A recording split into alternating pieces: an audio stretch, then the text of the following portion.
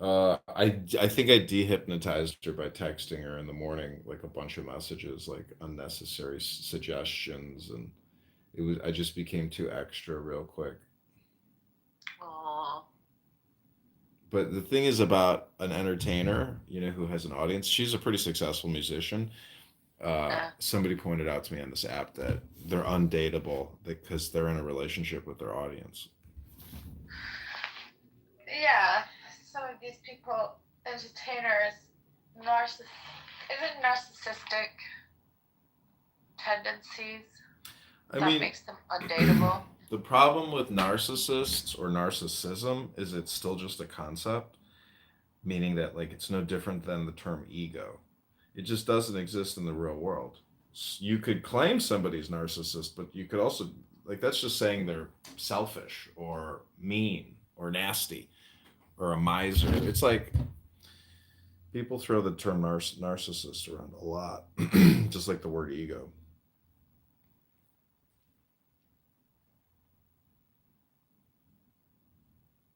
Yeah, but there's a few of them on this app.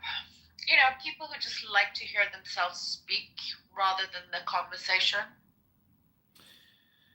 Well, does it, when a bird is chirping, at 5 in the morning and doing a love song, like it likes the way it sounds, but it's trying to attract people. So people who are big talkers on this app, um, they're just peacocking. Yeah, I mean, not you, because you're always just doing your rooms, but No, this is my you know peacocking. what I mean. I'm a smarter peacock. This is an intelligent peacock speaking here or chirping here. Wait till I get to the roomie. Then you're gonna be like, "Oh, come to London, John. I want to make love to you and take you to the fanciest dinner in all of London. Oh, the poetry, John. The ecstasy." Just a joke. Um, okay, we're getting ready to read Rumi. The one prerequisite before you read Rumi is you smoke a little bit of cannabis. So I'm going to pack myself a little cannabis before I begin reading this ecstatically brilliant poetry by Dr. Rumi, professor of the soul.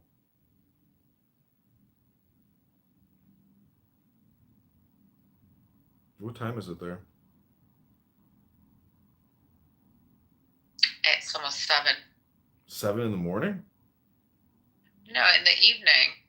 Oh.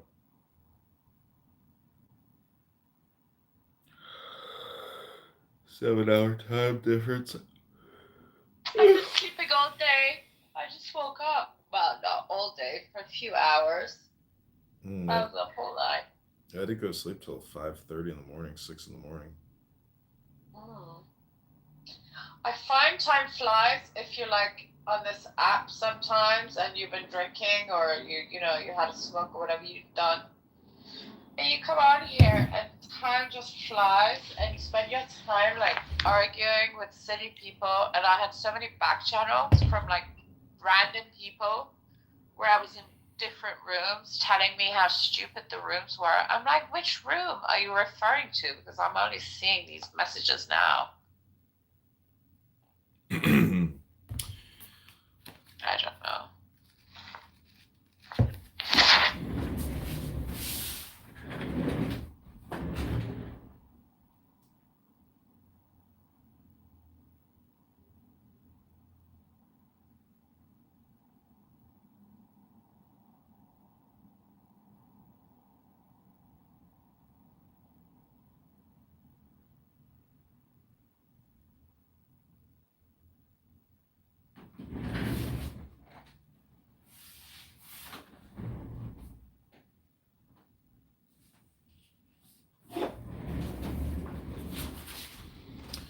Okay, this is Rumi.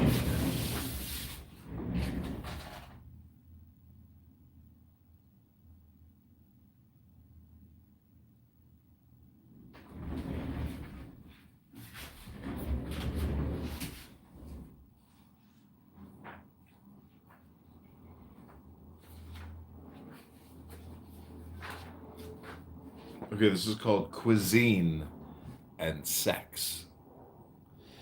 You risk your life to feed desires, yet you give your soul only short grazing spans, and those grudgingly.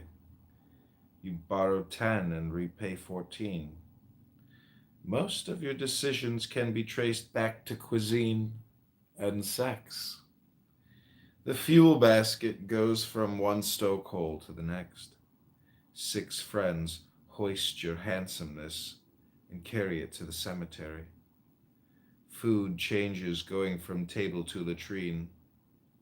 You live between deaths, thinking that's right enough. Close these eyes to open the other. Let the center brighten your light, your sight. The soul fell into the soup of nature and started mixing with all manner of delicious and not so tasty ingredients. Our actions take on a tinge of those we're near. God keep us from bitter company. Be clear and smiling for those who are glad to see you. Someone who's not, let his way darken like a pen leaving its faltering ink trail.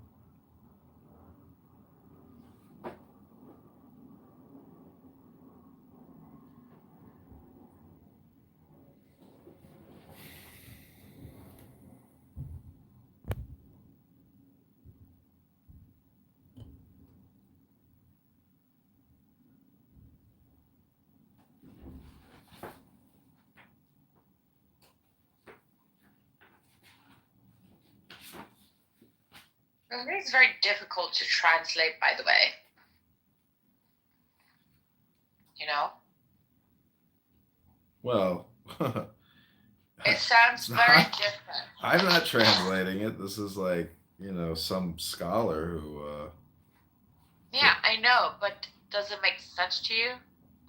yeah, this is poetry. I mean, it deals with God mostly. I mean, there's wisdom in Rumi's poetry. A lot of stuff like, I read once it said, like, when the bird escapes the cage, it doesn't fly back to see what it doesn't fly back to gather up its droppings. It's like talking about relationships.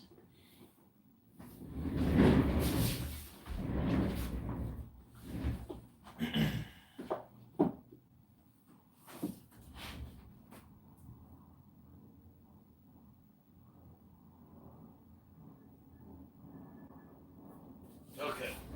This is the one I'm looking for. This is Love Poems by Rumi. It's edited by Deepak Chopra. Okay, so this is the meditation. Take the deepest breath of the day.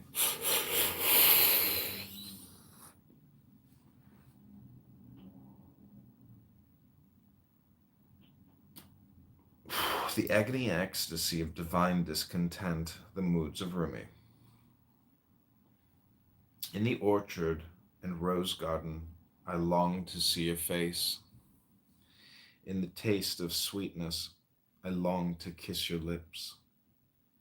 In the shadows of passion, I long for your love.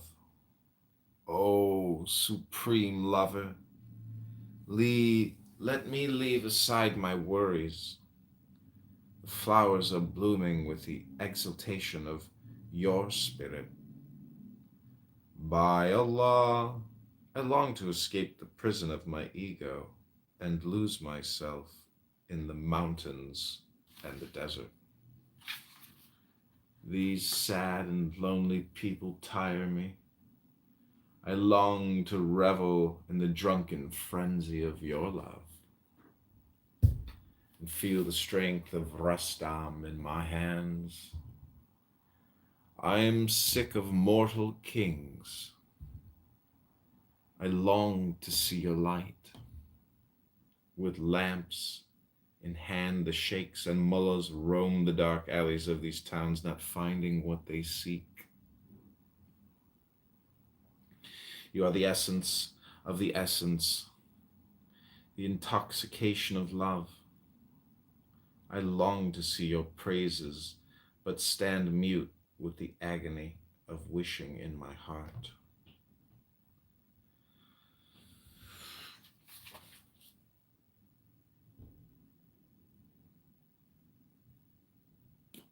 The agony of lovers burns with the fire of passion.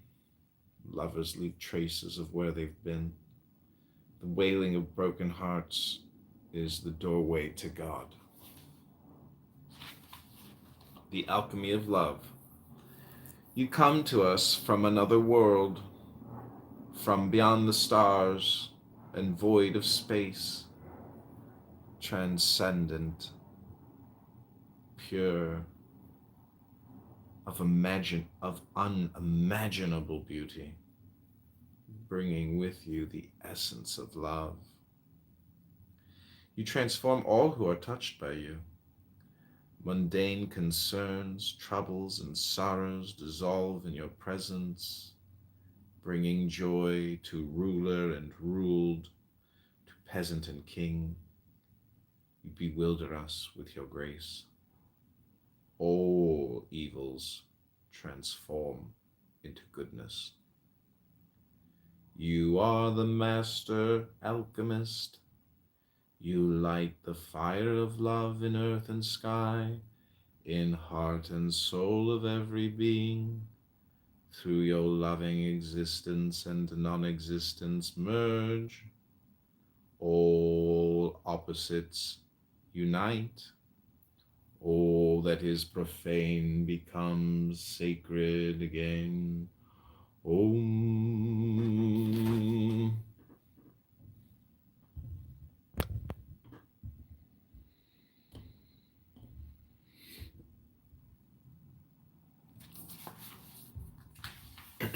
Aroused passion. O God, let all lovers be content. Give them happy endings. Let their lives be celebrations.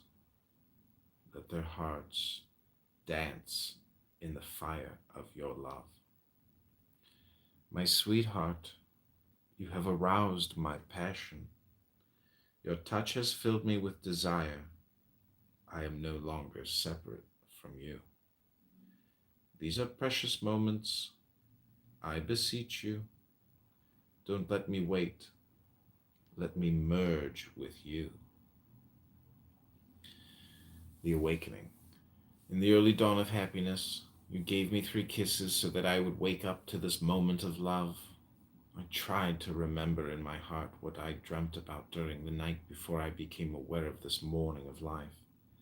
Found in my dreams, but the moon took me away. It lifted me up to the firmament and suspended me there. I saw how my heart had fallen on your path, singing a song. Between my love and my heart, things were happening which slowly made me recall everything. You arouse me with your touch, although I can't see your hands. You have kissed me with tenderness, although I haven't seen your lips. You are hidden from me, but it is you who keeps me alive. Perhaps the time will come when you will tire of kisses. I shall be happy, even for insults from you. I only ask that you keep some attention on me. Behind the scenes, is it your face that adorns this garden? Is it your fragrance that intoxicates this garden? Is it your spirit that has made this brook a river of wine? Hundreds have looked for you and died searching in this garden where you hide behind the scenes. But this pain is not for those who come as lovers. You are easy to find here. You are in the breeze and in the river of wine. Know that my beloved is hidden from everyone. Know that she is beyond the belief of all beliefs. Know that in my heart she is as clear as the moon. Know that she is the life in my body and in my soul.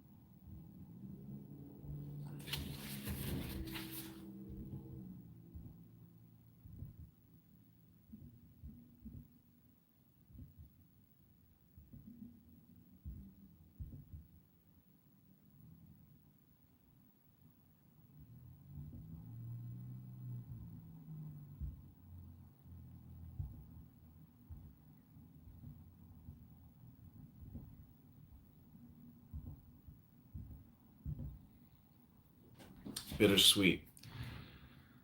In my hallucination, I saw my beloved's flower garden. In my vertigo, in my dizziness, in my drunken haze, whirling and dancing like a spinning wheel, I saw myself at the source of existence. I was there in the beginning, and I was the spirit of love. Now I am sober.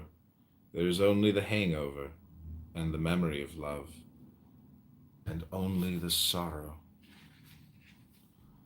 I yearn for happiness. I ask for help. I want mercy.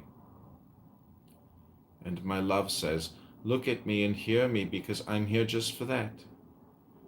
I am your moon, and your moonlight too. I am your flower garden, and your water too. I have come all this way, eager for you, without shoes or shawl. I want you to laugh, to kill all your worries, to love you, to nourish you. Oh, sweet bitterness, I will soothe you and heal you. I will bring you roses.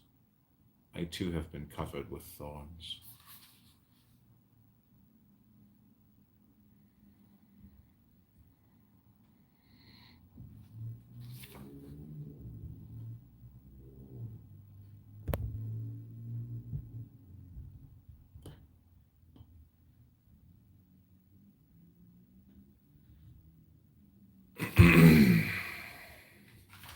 My burning heart.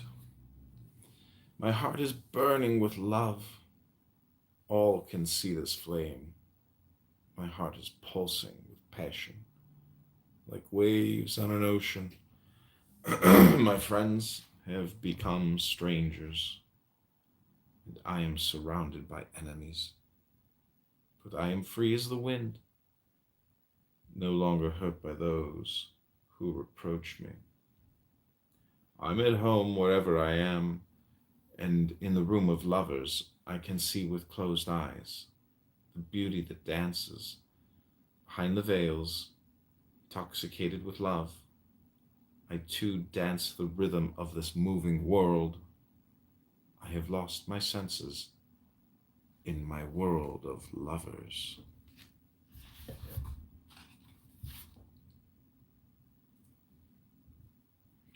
My burning heart.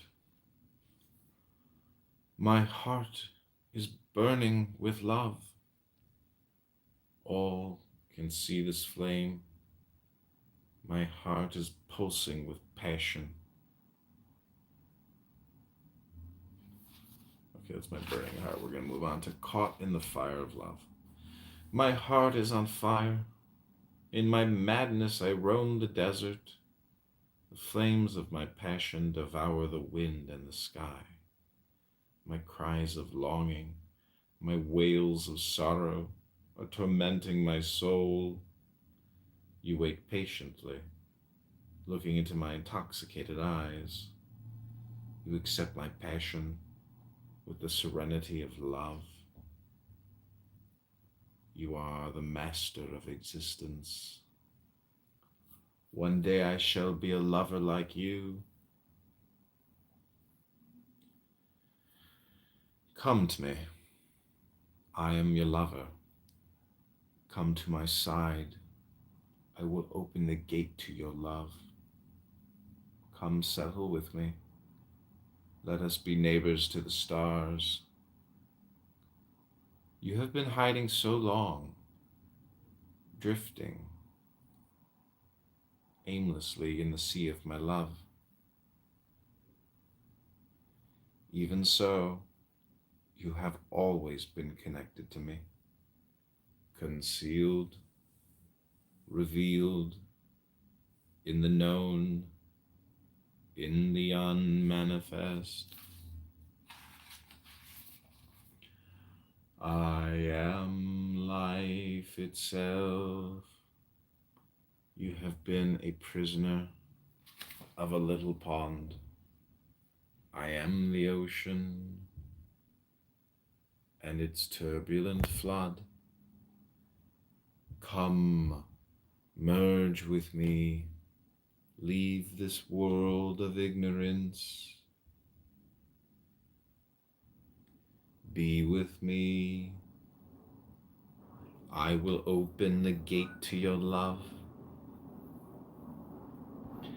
Defeated by love, the sky was lit by the splendor of the moon. So powerful, I fell to the ground. Your love has made me sure. I am ready to forsake this worldly life and surrender to the magnificence of your being.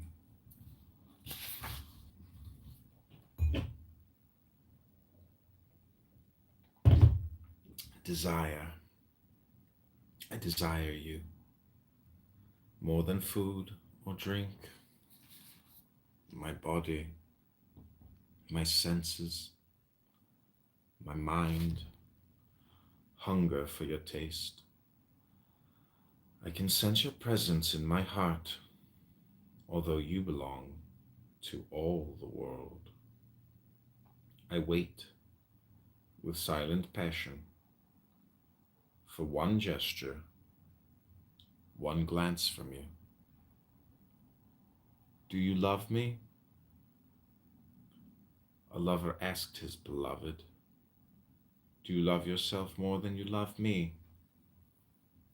The beloved replied, I have died to myself, and I live for you. I've disappeared from myself and my attributes. I am present only for you. I have forgotten all my learnings, but from knowing you, I have become a scholar. I have lost all my strength, but from your power, I am able.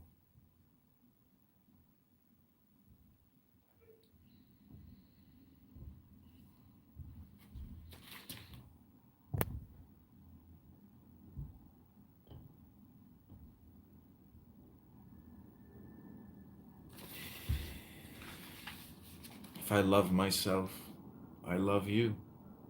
If I love you, I love myself. Dying to love.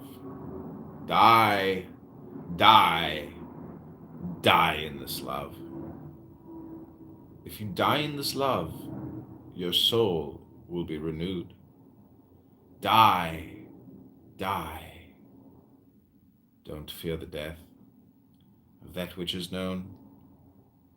If you die to the temporal, you will become timeless. Die, die. Cut off those chains that hold you prisoner to the world of attachment. Die, die, die to the deathless, and you will be eternal. Die, die. Come out of this cloud. When you leave the cloud, you will be the effulgent moon. Die, die.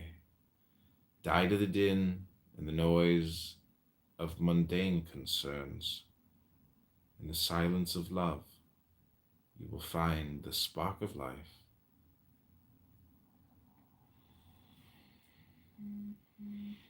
The hunt, the lovers come. The lover comes, the lover comes. Open the way for him. He's looking for a heart. Let's show him one. I scream, what you came to hunt is me. He says laughingly, I'm here not to hunt you, but to save you.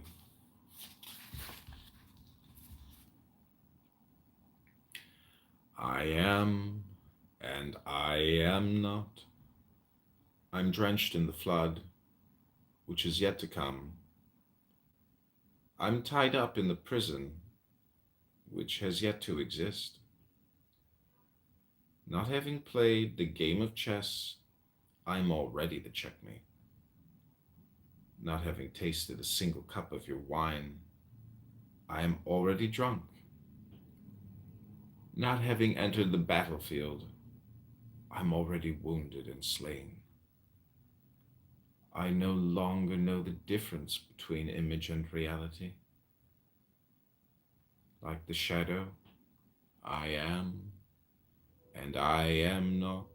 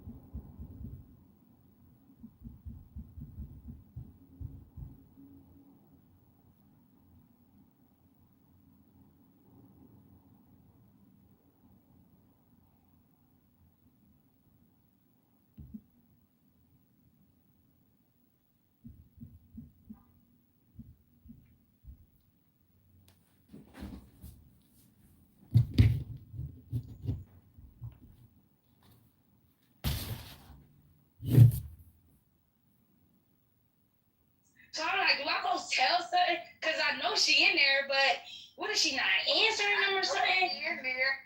So then, How old is these people? Oh my God. yeah, so I'm saying, So they playing hide and seek.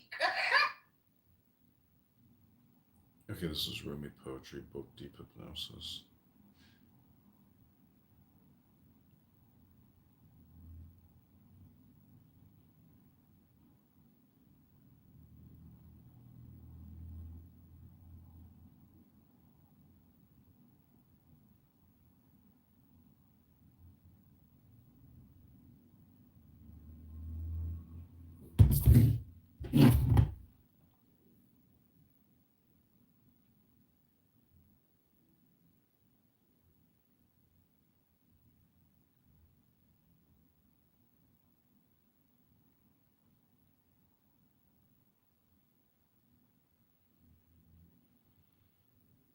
Okay, this is Rumi Poetry Book.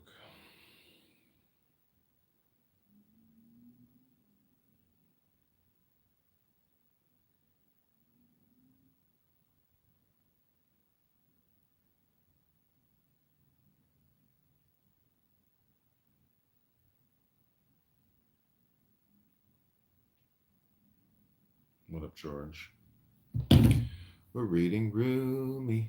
We're reading Rumi. Invite people to the room. Come up on the stage if you want to say anything. This is a meditation hypnosis room, an NLP ASMR therapeutic dialectic.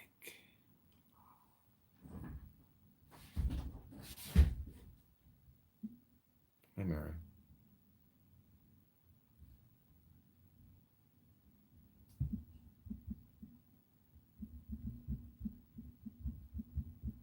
Hi, Melissa. Welcome back.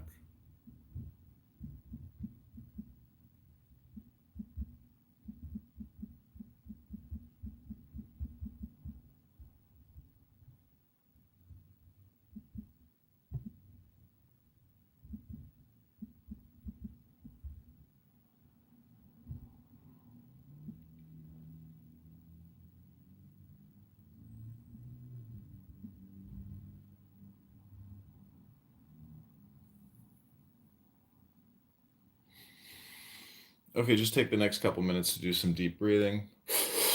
I'll be right back.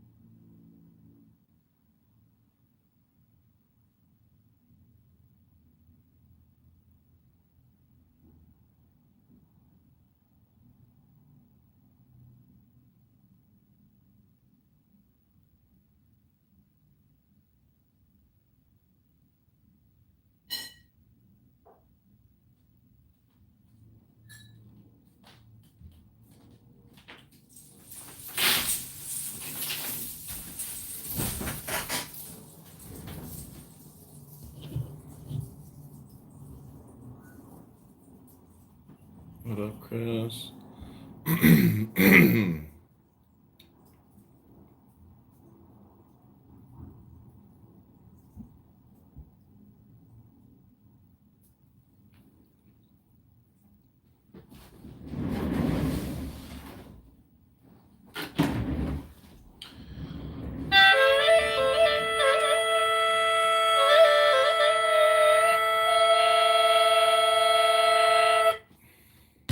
Got a big ass bug in my apartment. Coming out my mouth.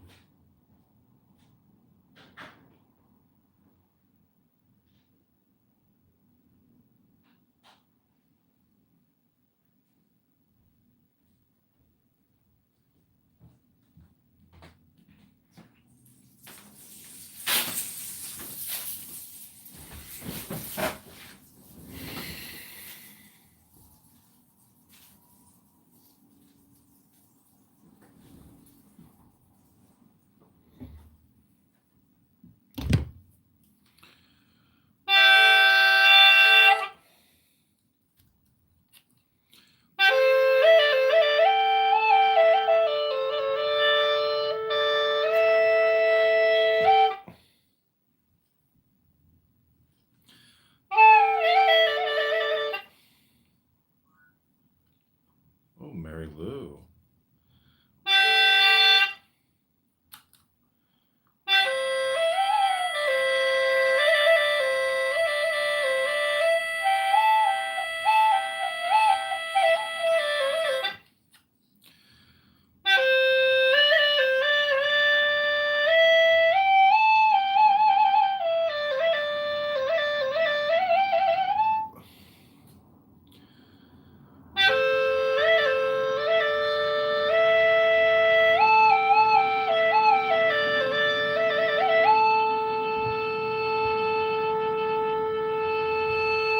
When for him it becomes an abuse of power. That's his objective definition. What if they put it right now? What if it took more than the 7 days?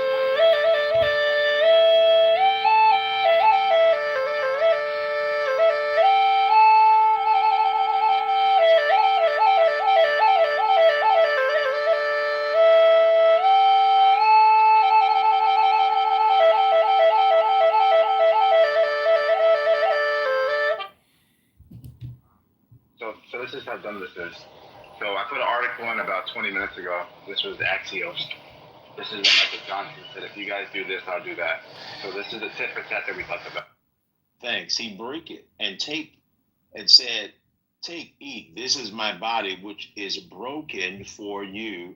This do in. No, I'm looking for. Look, you see right here, KB. Yo, what's up, bro? I look to him, and my brother right here. He this his spot. He run the shit, but I just be able with content. So like they ain't believe, but he already checked out. But he want to talk to Demi though. He looking for Demi. You said, Look right here, he. You see right here. looking for Demi? Hold on, Def. Apologize. Yeah. Who want to apologize? That she need to apologize. That bitch look at you good. She don't got to apologize. Oh yeah. Yeah, but listen. What categories? And the one that jumped into my head just now, Muhammad, as an example, is Beni Adam, mankind. You can be used credibly. She was very pleasant in her tone, very pleasant in her demeanor, but the end result, the effect was still the same. Once you know what a person is saying, regardless of how nice and sweet and sappy it sounds, the end. No, I was in Kenya. Hold up. God damn, bro. I'm about to go on to work. Please let me finish this. Shit. So look, when I was in Kenya, all the little African kids did not play with me. All the real quick. These people right here, are they being saved alive? Let me ask the better question in a yes or no form. Can you save alive these people? Yes. Not the 7 Canaanite nations? Yes or no? Yes. Okay. So now I'm going to expound. So now I'm going to expound. Hold on. Moderation. You asked a question. It was clean. He's going to expound on that question. It was a clean yes, too. You heard it, did you? Yeah. Before, like, there was not like an empire. They were like kind of like, I guess, Greek city states, if you want to call it that. So like there was an example of people organizing just their communities in Africa, like the Igbo too, for example. We're losing. You guys. We're losing. You guys are losing because so many people become apostates. That's why you're No, because these people are gonna burn in fucking hell next to Allah, who's Shaitan. Yeah, Shaitan is Allah. That's the same person.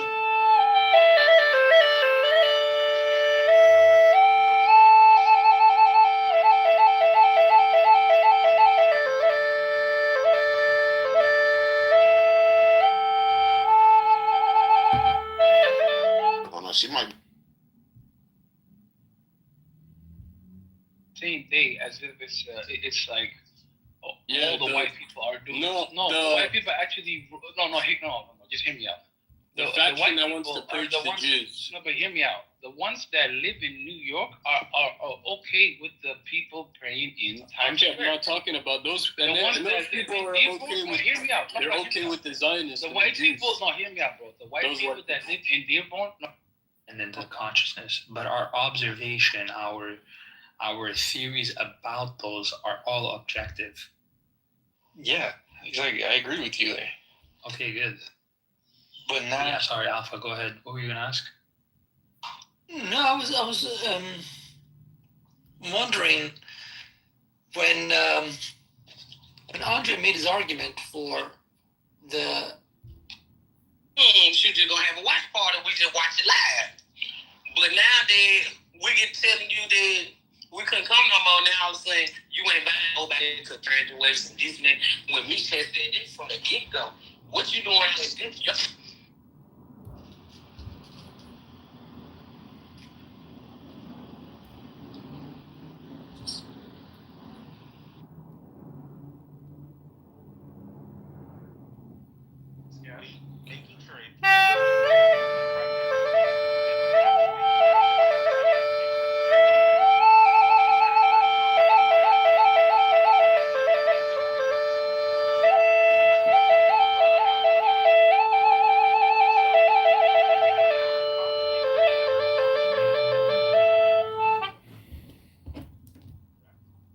Yes, that's Yes, correct. but it doesn't Okay, say hold on, that hold on. specifically. I know. I'm gonna read what it says. Ole Miss. All I'm saying is, it's crazy how in a specific religious factor, there's a lot of war happening. More than. It's true.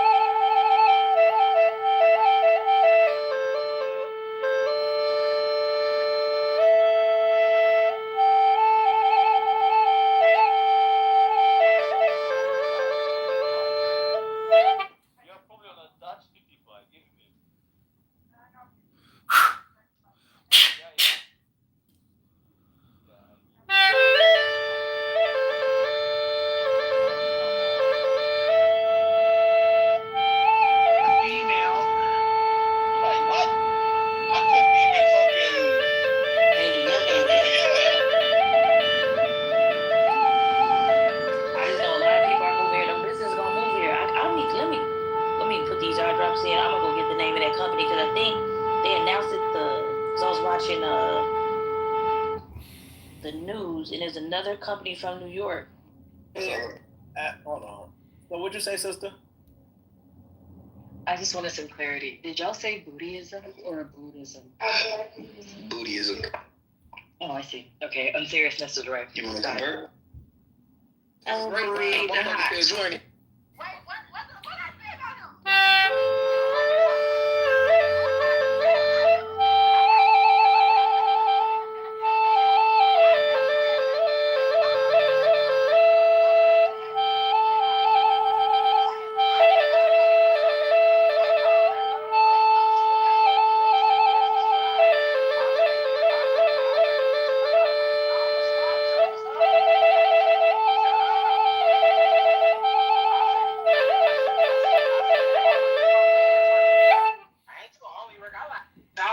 You was talking to him.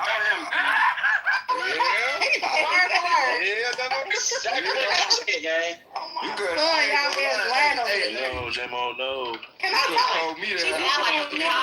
I ain't in all their money. You know what I'm saying?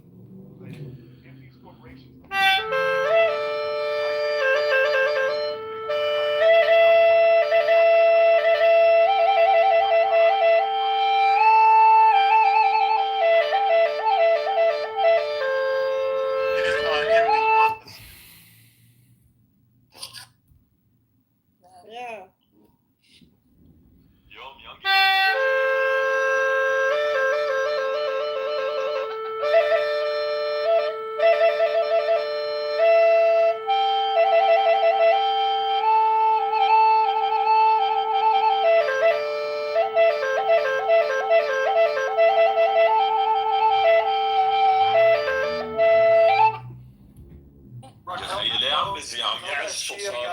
Tell that Shia guy's a faggot. Oh, Sam, they're attracting the rats.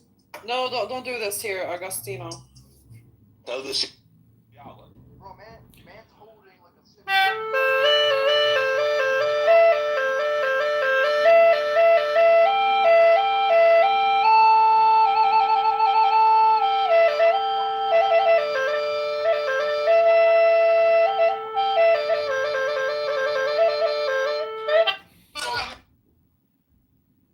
Got to add in.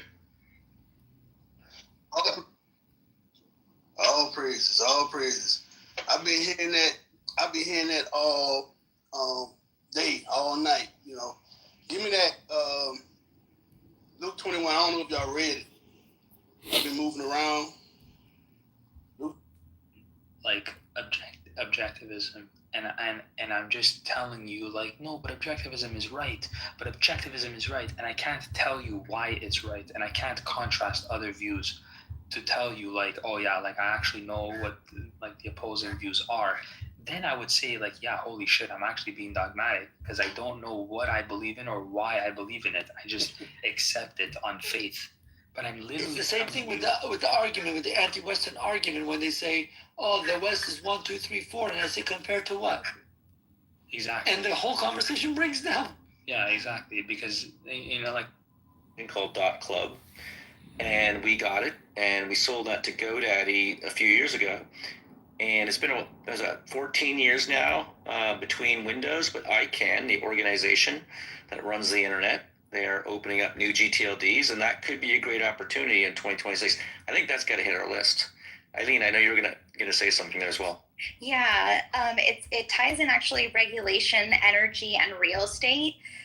Sort of a little bit of an idea, but I'm hopeful that some regulation will be applied to some of the heavy AI players in the field.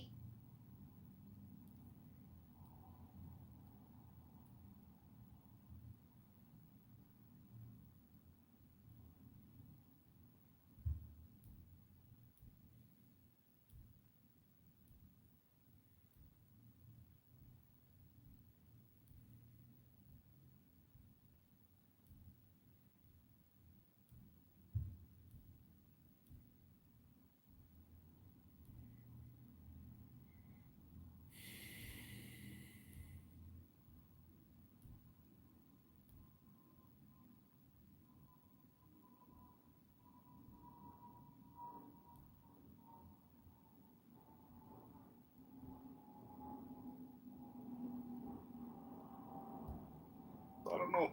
They just come for you.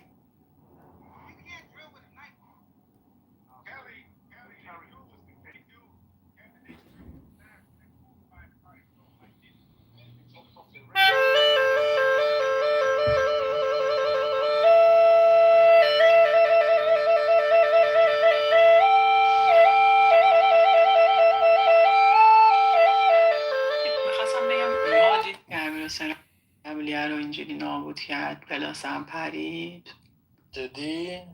آره پلاسه پرید. بعد آخه داستان الان اینجوریه که دیگه نمیتونم بگیره جدید. میگه این آردی شما تا مثلا نوامبر 2026 این فعاله. پلاس اصلا Let's get it. So look. This is a real story. This happened earlier this week. So if y'all don't know who Georgia... I answered your question. And you're not accepting the answer. You're not accepting the answer. That if a man fucked a prepubescent little girl after his man...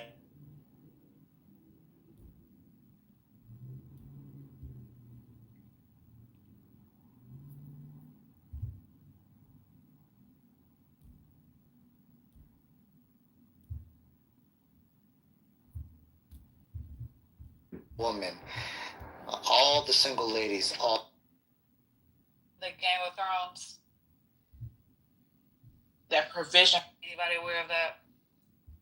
Because he's the only one who was on the Duncan Egg novellas as a TV show. Okay, I have listen to Sijuwade. You were really into Game of Thrones, right? Sijuwade. Yeah, that's very into Game of Thrones. I got I don't know, 5 years ago. I was like, super are you like, dude, under your view, do you believe that the AP analysis kind of focuses like the black Americans for the most part and kind of disregards other black identities across the world? So like, I think it just focuses on mostly those who are when people tell me come from the line of chattel enslavement no, I in came America. to the West. My family came to the West. It's another level. So the industry doesn't mess with her. Like, they don't. But at the end of the day, she's going to make money for her label. So she's going to get all the same resources. And Azealia Banks has never had that. She's never actually had. Compared to what?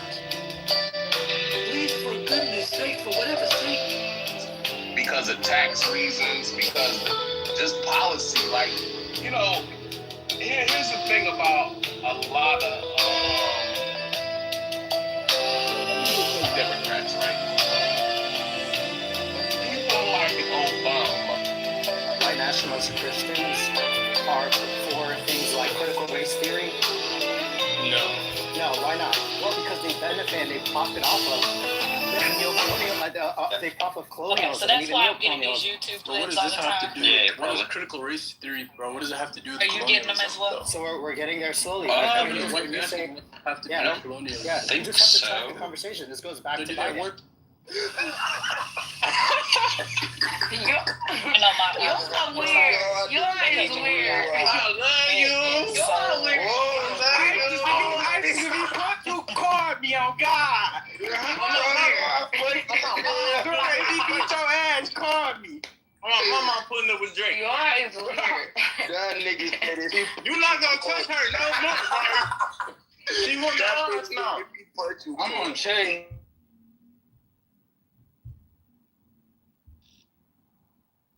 Doesn't the do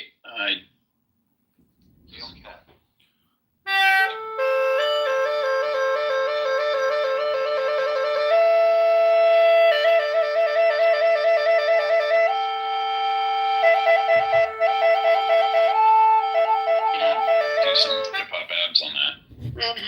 Okay, what were you gonna ask, Will?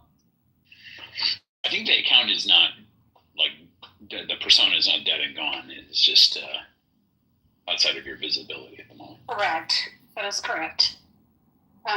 Who? We'll just log back in and change everything later. I love it when she does that. Hey, John, I just wanted to mention, I think the election has done really wonderful things for you. Because I was sitting there and I was remember all those times I would come into your room and you would say like really, really mean things about me. Look at the Democrats and you say that they're... Every time I came in, you would just be like so harsh about how I don't know anything and how stupid I am and how much I blab. Remember that? Keep going. Oh no, it's just all that kind of stuff. And you were really consistent with it. And I just wanted to say that I think it's been nice having this different, more mature, just a kinder side of you. Well, thank you. I think reading poetry is like a neurolinguistic program, or dialectic therapy. And you learn what's necessary and unnecessary. And so much of the communication on this app, like 99.9% of it, as you know, I believe, is unnecessary. So I salute you, I hope you are all having a lovely day. And you make it the most joyful day you can. Do you want me to translate that? To what, Farsi or Arabic or Greek? Go fuck himself. Yeah. Latin. He was trying to say, thank you, but right now I don't know what to do with this. Like, I know what it is, but I don't know where to put it. I don't know how to receive it. Well, I've deposited it. It's transferred, and it's duly noted. Will it show up on the ledger, though? See, I received something different, and that might be the difference between a objective mind, which would have been Will's, and then my mind, my insecure mind. But I feel like mine would have been more accurate. What I heard him say was, well, I still think all those things, but I realize I don't have to say them. Would that be... It has a negative in... No, see, I don't think you're stupid. Obviously, you're an intelligent woman. And, you didn't cite anything specific. First off, it was a very vague generality about how I insulted you, but it was nothing specific other than I teased you. Insults. No, they were insults. You have hours and hours and hours of the insults. I would come in your room and you would just insult me. You would introduce me on your stage and you would insult me. Well, see, they were just constant insults. Yeah, okay, sure. No, I'm not going to remember the insults because they weren't important enough for me to remember. Well, I record everything, so right. feel free to go back to the timestamp that you think I lobbed these supposed insults. Which hold on, wait. Supposed insults. Wait a second. What are we talking about here? I've had. Listen, how many? You don't think that's what you did to me? Well, how many times do you think we've talked? No, Bima, he does that to so many people. You can't expect him to keep track of that. Hello? See, Bima, we've had many conversations though that were not insulting. You and I personally in small rooms or just like, over the years at this point. So my recollection. No, you're confusing me with other people. Oh no, I'm not. The first real conversation I ever had with you was this year, sir. It was this year, and I was shocked. Yeah, maybe this year. Yeah, it was this year, and there were two other people in the room, and I remember it very specifically because we were all having infinite abundance was one of the person that was in there, and I was like, wow, hold on a second, this is a whole different John. I've never gotten this side before. I was very Well, I think so, but maybe that's just for you to remember. You were really harsh for a really long time, and all of that was recorded, and you were so mean and so cruel. But I'm glad that, whether you weren't aware of it or whatever, it's not here anymore. I'm grateful that John is gone. This conversation reminds me of shit that my mother says. And all I can say is check the record. There's a reason why I record everything because I am trying to do self-improvement. And if I did do something which was, vulgar, I don't think it was vulgar what I was doing, but if I was disagreeing with you politically with regards to revolution or anarchy or some type of, position that you have and you took it personally, I wouldn't necessarily call that a personal attack on your character or who you are or your intelligence. I'm not going to be gaslit by you, John. I'm sorry. Stop. Please just stop. Because I'm not, it's if you don't, I would encourage you to. I don't care enough to because I lived it once and I don't need to go back and listen to it. But apparently you don't remember. I remember because I remember who's cruel to me. We tend to remember those things. I don't think I've ever really been cruel to you, though. People would make fun of the things that you would say to me in other rooms, dude. I will not. I just want to repeat back to you what you just said to me. I will not be gaslit by you. I don't know whether to take you serious or not. I don't know whether to take you serious or not. You have the hours of recording. Please go listen to it anytime. I encourage you to. And no, I disagree with people on the daily basis. That is what I love to do. I would much rather be in a room on stage with 100 people that disagree with me than 100 people that agree with me. That's why I go into these other rooms where everybody on stage disagrees with me. The only pro-pally voice on a whole stage of 20 people. I do it all the time. I never have issues with people insulting me. I understand that they don't like my positions, but they stay, focused on the topic. I'm very, very aware of the difference between a character attack and an attack on a position. I don't know, dude. Maybe you're suppressing shit, but either way, I'm glad to have this different side of you. And you could take that as passive aggressive. It may be, I don't really know at this point, but there is also a gratitude there, which is also truthful. Because it is nice to not have somebody just be constantly just cruel and rude and nasty to you. Well, I like to be in the now, and that was one of the rules I liked in Mojo's room was don't bring up drama from old rooms because that forces you to be in the now moment, which is the blessed state. So, again, I'm just hoping and praying and wishing that all of you make the smartest decisions. Maybe read a book to have the most joyful day you can have.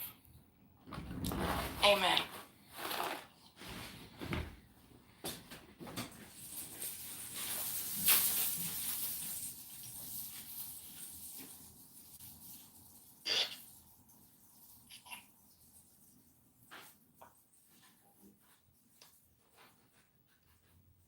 Oh, did he? He went down to the goo.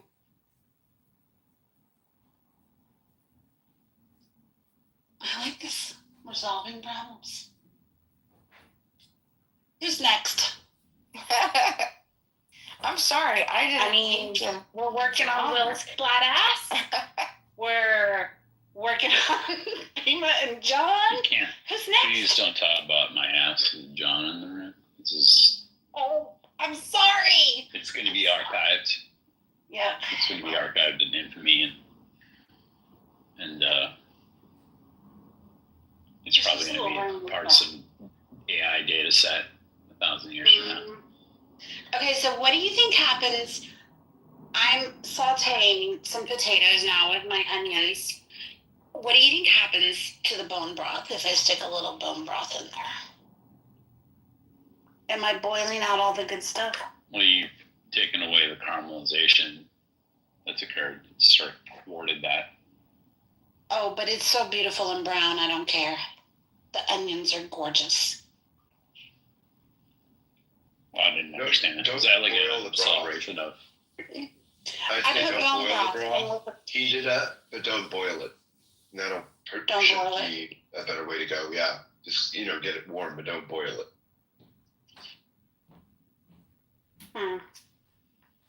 I'd cooked all that shit off, low and slow. I just recovered from my mistake of putting bone broth in there.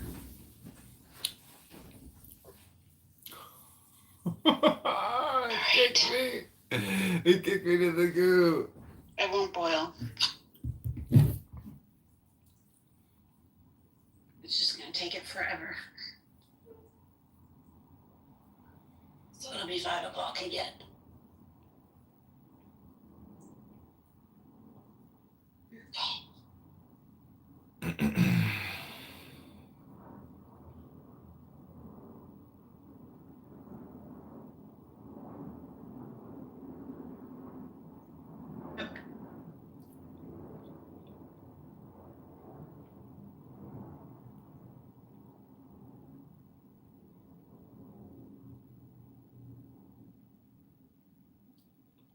Dude, I knew some guys, Lebanese guys from Beirut back in Florida, and they had these, like, they had this one kid that used to own a tire shop, and back in Florida, and he was like a fucking miscreant, like his mom and dad were both dead. He lived with his grandma and his grandma.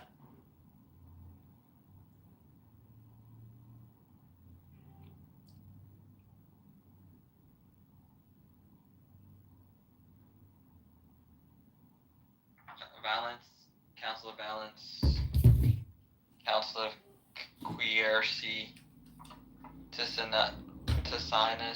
But if they're revoked, are they still your personality?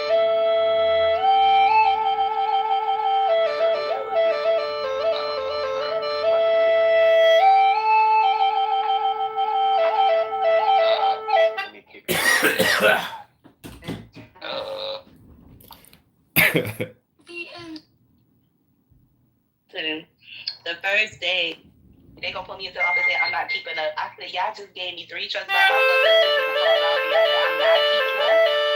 So, like, I was so upset. Like, I didn't even last after 3 weeks after that. I played like that shit.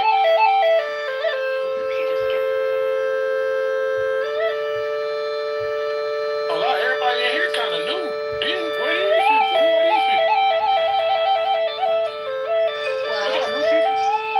These are mostly people from Yonkers. Oh, I remember when Bart, I don't be on here that much, but I remember when Bart made the room. It was like a couple months ago, like 3 months ago or some shit. Yeah. What's wrong with you, man? What I do, Joshua? You will start seeing things opening up for you. You'll start attracting people. Things will start coming together, clicking for you.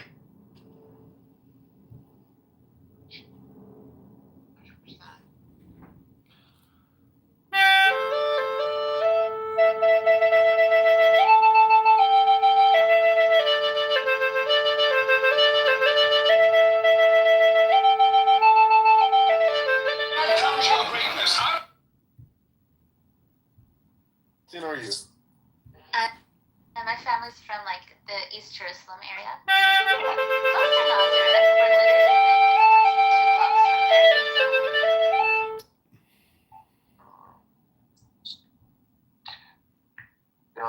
By the way, Mira, speaking of the Palestinian guy, he just happened to randomly message me.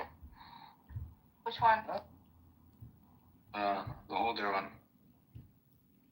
But turn those contacts into real life interactions.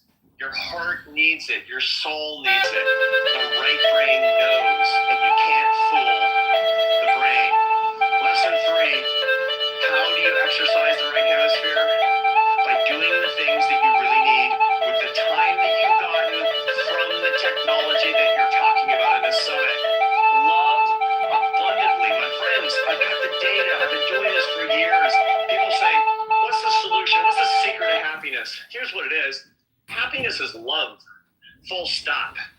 I'm talking about the way that you love other people. The most complex thing you can do, by the way, is falling in love romantically, because it's the most unpredictable thing. People have been trying to figure that one out to solve that problem. The dating apps have tried algorithmically to solve that problem. No, you know it's not true. It's impossible. And that's the beautiful thing about it. Opening yourself up to the heartbreak and to the thrills of love. And for those of you like me who've been married for 1,000 years, that's the best kind of love there is. That's really where we need to spend our time that we bought with the tech. Second is your soul, the work that you're doing with your soul, the relationship that you have with the divine. As you understand the divine, the antenna to the divine is on the right side of your brain. Do not limit yourself to the left side, because that's shutting down the antenna of the ultimate needs that you have. The world tells you that the secret to happiness is just to love things and use people and worship yourself. But the truth is that you should love people and use things and worship the divine. But your antenna to the divine is turned off if your right brain is extinguished. Third is nature. You need more beauty.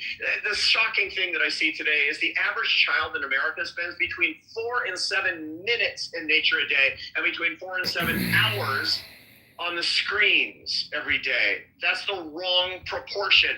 Buy the time with the efficiency tool. I'm tied up in the prison, which has yet to exist. Not having played the game of chess, I'm already the checkmate. Not having tasted a single cup of your wine, I am already drunk. Not having entered the battlefield, I'm already wounded and slain. I no longer know the difference between image and reality. Like the shadow, I am, like shit my mom says. And I am not.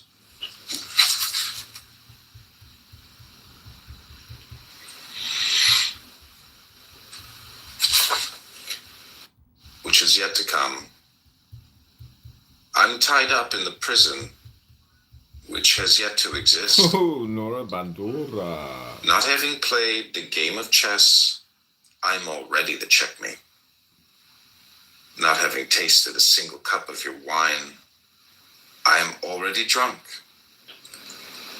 Not having entered the battlefield, I'm already wounded and Harlequin slain. this year, my man. The man with a plan. I've been reading Rumi all morning, working on my happiness, unlike other people on this app who want to just like stir the pot, create drama again, bringing up things from the past all the time. Well, what are you saying, John? Like we don't need all that to create drama. We can just create the drama right here and now between the two of us. No, the point is, in the now, there's no drama. There's no drama? Not in the now. What's everybody doing? Creating drama. So loud and noisy about There's a saying that you are the sky, everything else is just the weather.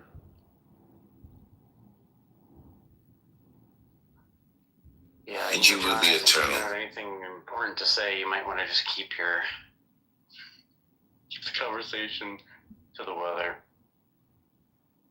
No, meaning that you are the all, and that everybody else is just an emotional, bowl of soup. And they just want you to stir it a little bit. And why wouldn't you be included in that set? What exempts one from that set? Hold on, I gotta call this. Anything? What'd you say? I said, what would exempt one from that set that you referred to? Set? What are we like? Some kind of like data The scientists or drama. some shit? Well, whatever.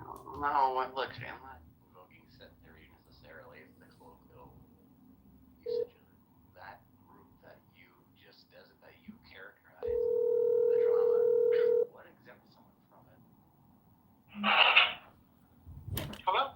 Hi, is this Bungalow? I tried to make a reservation, but I got the time wrong. I've made it for 5. I was wondering if it's possible to do like 7:30 instead. Yeah, let me take a look. You said you made a reservation for tonight? Yeah, Yeah, give me 1 second. What was the name under the reservation? John Kitover. I thought it. John. Yeah, we've got you booked for 2 guys, and you were hoping to change that to something a little later? Yeah, maybe 7:30. Yeah, let me see if I have anything available. Give me 1 sec. Sorry, it's November 7th. I was confusing that for 7 p.m. Oh, no ways.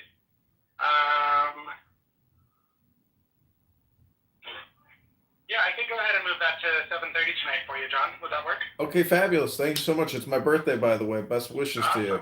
Happy birthday. We'll see you later. Okay, thanks so much. Bye bye. Cheers.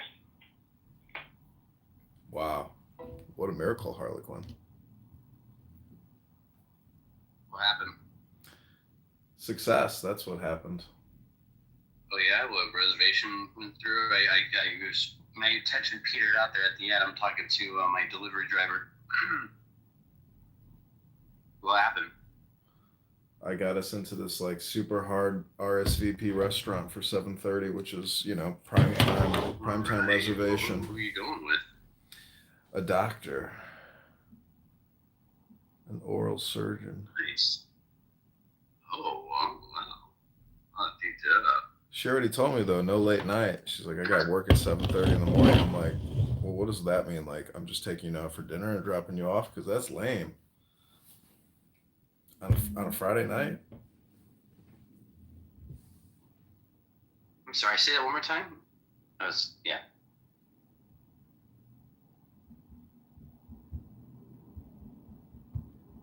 You didn't answer my question, by the way. You just took a call. Yeah, I got to take care of my life here, man. I mean, it's Yeah, like. I know. But you do avoid me often. What do you think's more important? I realized that the other day, too. I was thinking about it, how I've kind of been under the impression that I've avoided you, just as I've avoided my higher self. But, you've avoided me as well, and why shouldn't that be the case? Yeah. I agree. When magnets aren't meant to, come together, right? This ain't nut to butt to nut, my friend. This isn't some kind of LGBTQ conversational club. This isn't nut to butt to nut, buddy. I'm here for self-development and personal improvement. So, it's about, unfortunately, developing myself. And in the process, I hope that other people might get a clue that, they're the weather. Do you think you're creating or cultivating and creating, or do you just think you happen to be catalyzing? I think those things can be very different. I think you can be a catalyst, and it can almost be seemingly unrelated, right? It should be the case that I could catalyze some event subsequently, right? It could be unrelated, other than just the bare bones of it. I do X, and that causes, Y, and down the road Z. But they may not have any other identity relation on the surface of it, right? Whereas if you're trying to cultivate and create something, I don't know, it seems more deliberate toward that end. I imagine you catalyze a lot. Let me ask you a question. I don't know that you're doing much to create. Let me ask you a question, Harlequin. Right? Let me ask you a question here. It would have been really great if I could have finished that point. We really had to punch you in there. Go ahead, repeat it. Get that punchy. On a person's conclusion, it just makes them look like they've been gibberating the whole time. Gibberating?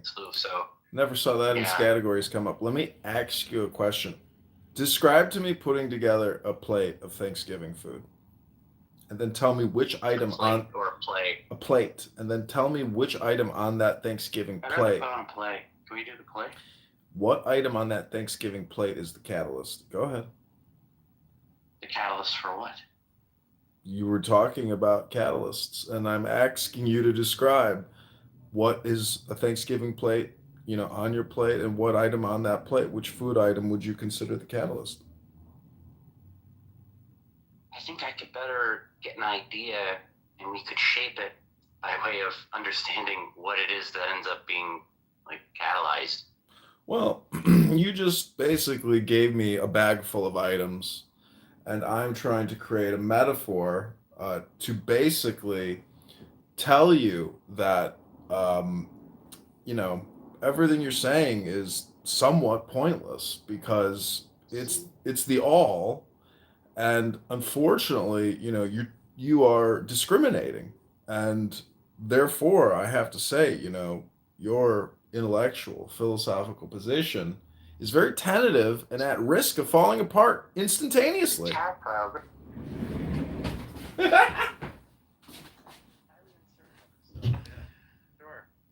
So what? I mean, I think I've asked more questions and maybe drawn a few like patterns that I've noticed, but I don't have any like hard conclusions here. It's just something I've noticed. It just seems to me that like it's a label or even a veneer to say I am here for development, but if I point to the room being empty, or if I just ask the simple question, are you trying to cultivate and create it like deliberately? Because then it would just seem that, to me, it would be the case that you would be all about the furnishing of the content of what it means to be developed or to develop oneself, instead of just simply reiterating and recapitulating the label, the category. This is self-development, right? Like, okay, but in virtue of what, other than just the assertion?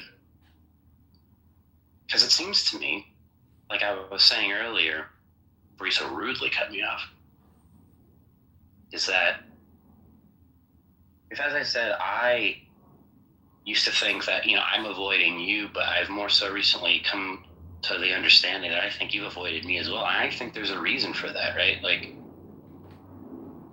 polar opposites, but like in a way, polar opposites have much in common for that like same reason. If you look at like archetypes and tropes, like literary tropes are like this. Give you an example. Do you I don't suppose you watch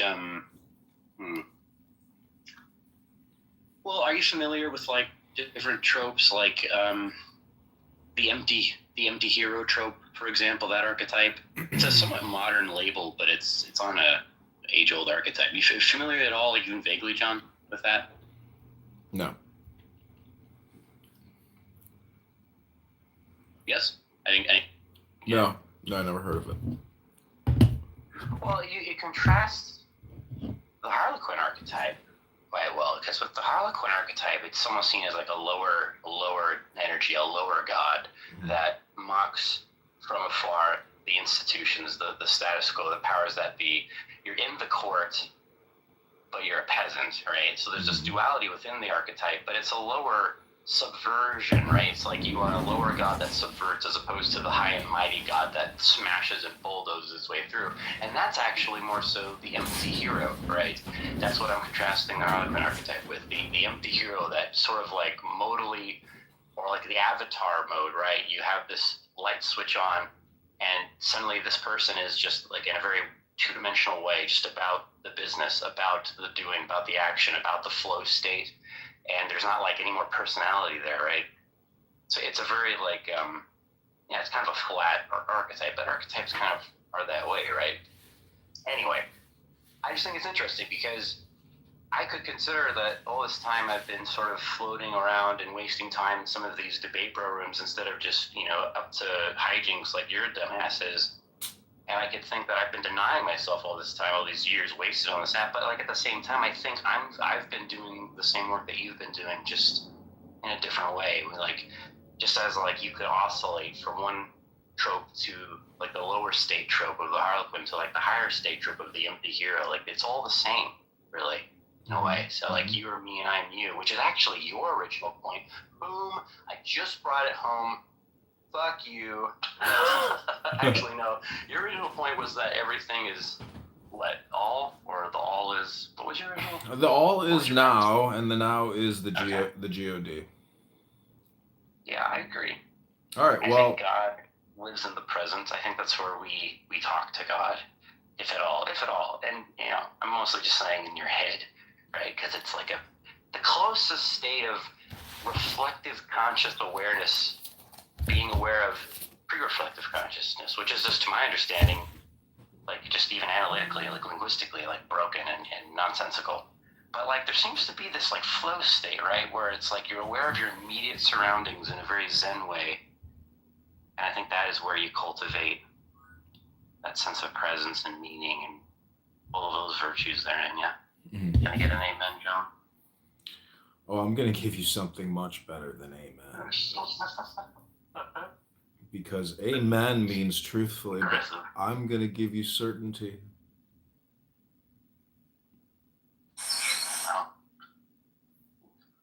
Where are we? Have you seen that movie Wishmaster? I'm sorry, which movie? Wishmaster.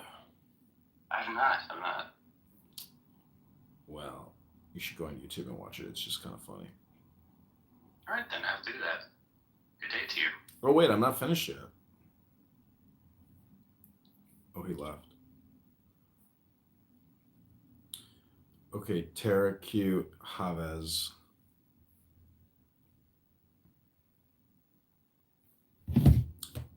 Our Harlequin has left us. Too bad. We weren't finished with the game. We were going to get to the Fool, but he decided to leave early.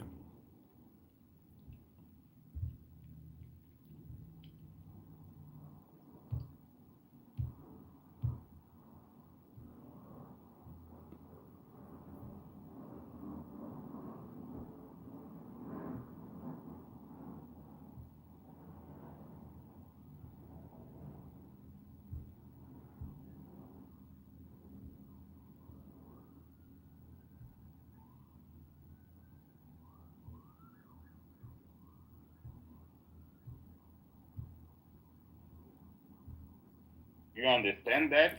I understand. I didn't leave. I didn't leave. I didn't leave my country. I'm born here. Yes, you're the son of refugees. Your parents fled the war, correct? No. No. That's an assumption. That's an assumption you're telling us, like the assumption you just made. And you again, and again. It's a pretty logical assumption. And again, you're wrong. Oh, really? Why did your parents flee the Central African Republic? I don't have to answer you. No, you Who don't. said that they? Who said that they? Because the answer is obvious. No. Yes. Yes, it is. No, York, maybe you let other people speak a little bit. All right, let's have other people speak. Go ahead. I want fellow, I want Canadian, a little bit, let other people speak. Candidate, why you're not my friend? Candidate, who are you? We are friends, Amos. No, I haven't seen. What now we are friends? No. Till now, only you ask me, but I don't know who you are. You want to remind me who you are, candidate? I live in Chicago. My grandparents are Jewish. My father's Jewish. My aunt is Jewish. My uncles are Jewish. My cousins are Jewish. And where do you come to Israel? Last time I was there was 2017, maybe 2016. Tel Aviv. Stayed at the Dan Hotel. Oh, you be smoking that Tel Aviv. That's Gaza cheddar cheese. that real Tel Aviv weed. I see.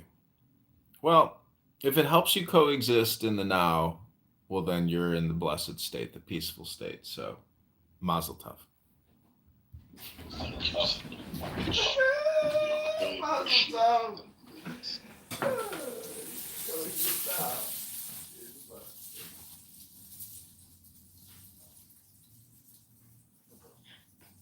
So, Wyrock, what about this title? It was on coexistence. So, why did you come here?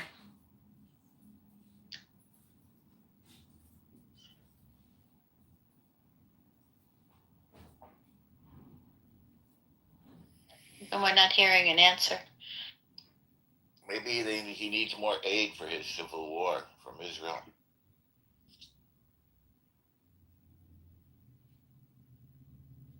Oh, here is Daniel. Long time I haven't seen Daniel. Here comes the biggest Kahanis on the app. Yeah. One of the most biggest in the clubhouse. It's true.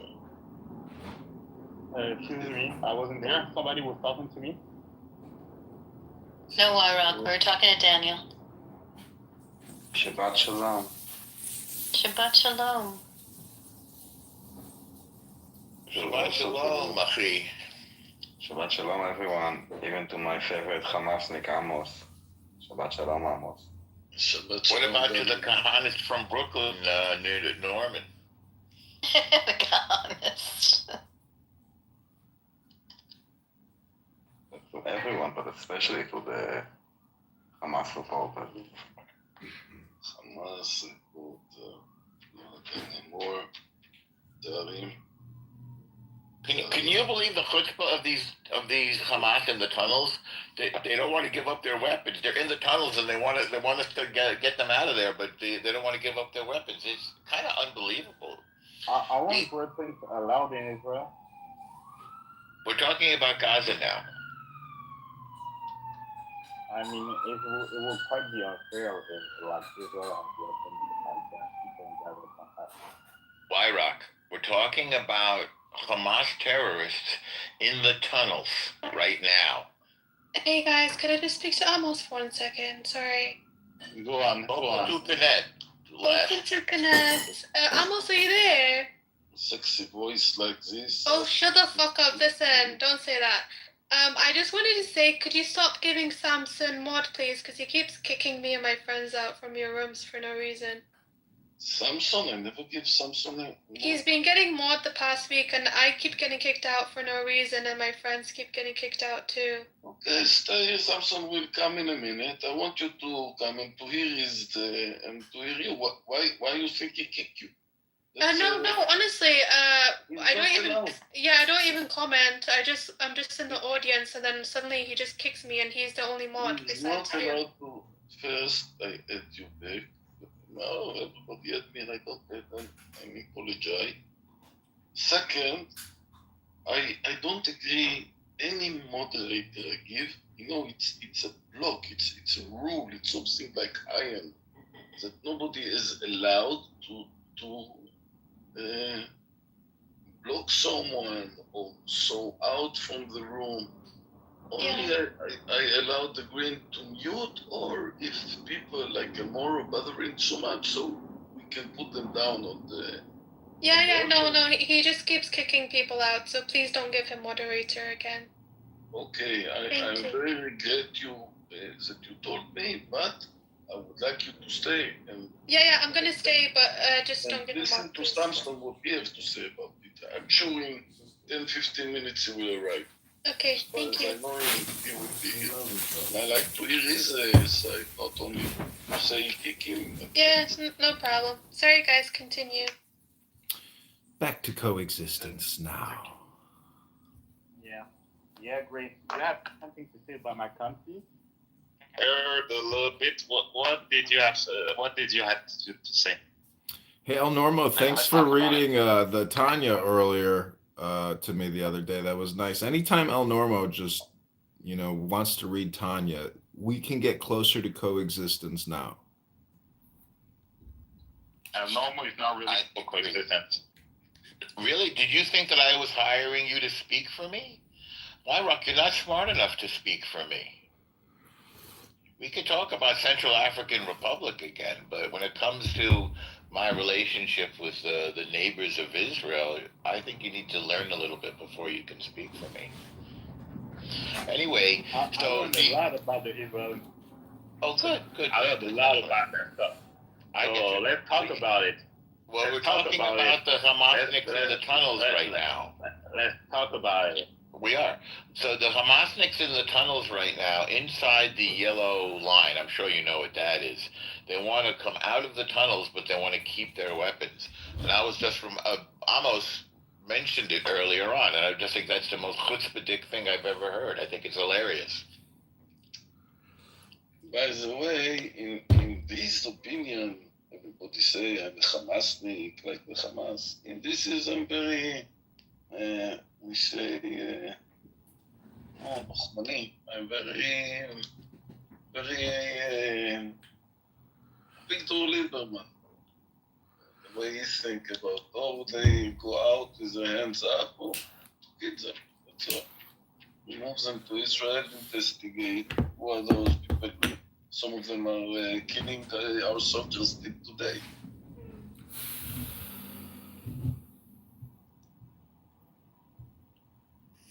It's a funny situation, though, Amos. And I'm surprised Israel's not just killing them. But maybe we want to use. Because your honor, Majesty Donald Trump will not let Israel kill them. You could be right, but how would Isn't he it funny even how know? Amos has a coexistence? It's like a lethal and kills them. Your Trump is not letting us kill them. Yeah, I get you. It's like Amos on the newspaper, the Hamas I get you. released them. And Israel, very stupid. If it was Bibi Netanyahu, they were already released. But it's good that they're still keeping them. They show even movies how they pray and like this. As long as they keep the last body, especially the last keeping one body, everybody was sure that he's the soldier, Daniel, what is his name? The longest time. You mean Gilad Shalit? Golden. Hadar Golden. There's also a person with mental issues. Hadar Golden. Oh, Hadar Golden, I'm talking. So Israel From before October 7th? Yeah. He's 11 years he's in us. From Tzuk Eitan.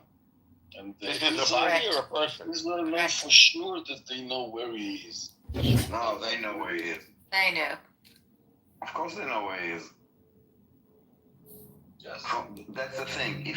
From all the hostages, if there's one that they know where he is, it's Hadar Golden. He wasn't like buried during the war, or the person that did it is lost and no one knows.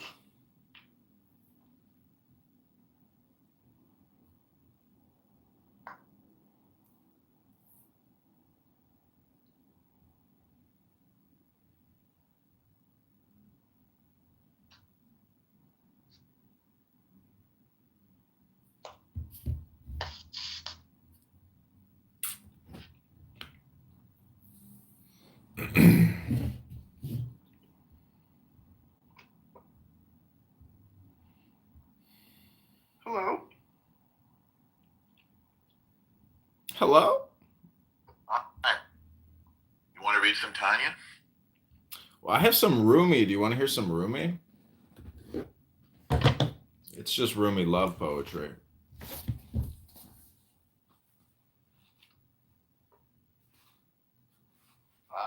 You got me into Tanya, candidate. Well, my friend, my Jewish friend Max and his father have a business called Pronunciation Workshop, and they teach international speakers how to speak American English, and 80% of their customers are Muslims. And they absolutely love my friend's father, Dr. Gruber, who is a speech therapist. And I was telling him you should offer a course on poetry reading. And I like to think that what he does is actually hypnosis for his clients, but he teaches his clients how to speak American English. And anyways, I told him he should read Rumi. Then he was worried that Rumi might have, anti-Jewish stuff in there. And there could be, but this Love Rumi poetry book I have does not. But it's a really nice poem. I'll just read you a quick one. It's called Surrender. It says, "In love, nothing is eternal but drinking your wine. There is no reason for bringing my life to you other than losing it. I said, I just want to know you and then disappear. She said, knowing me does not mean dying. So it deals a little bit with the Shekhinah, like the feminine aspect of the divine or God, stuff like that.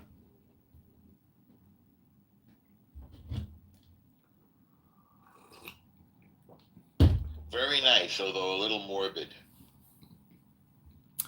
Well, can't make an omelet without. I think that was a Bolshevik expression, if I'm not mistaken. Well, the Jewish expression is split the pumpkin while it's boiling.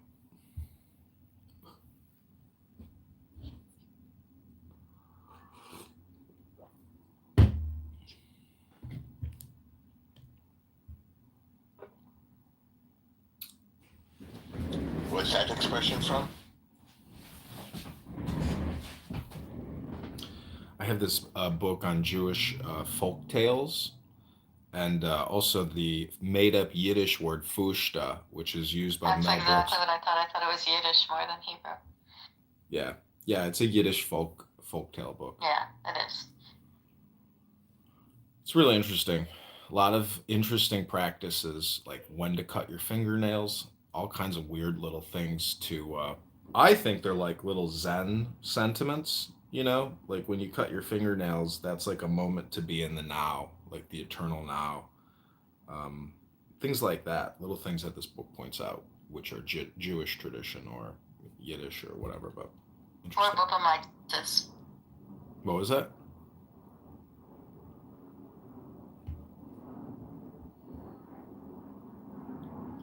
Does your husband like hearing Yiddish folk tales or like Yiddishisms from your Grace? Does he find it interesting?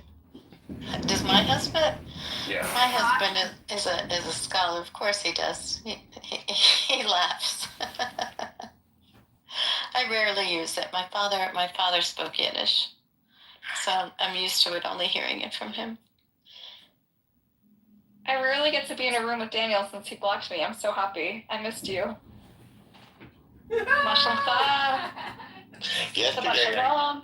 Yesterday, I davened with a whole bunch of Babov Hasidim. So they were all just talking away in Yiddish. It's kind of an unusual experience to be around, to be surrounded by Yiddish speakers. Norma, I just asked my husband, and he said he likes it when I speak Yiddish. I thought he would. I thought those old folky expressions are they have similarities with expressions from Chinese.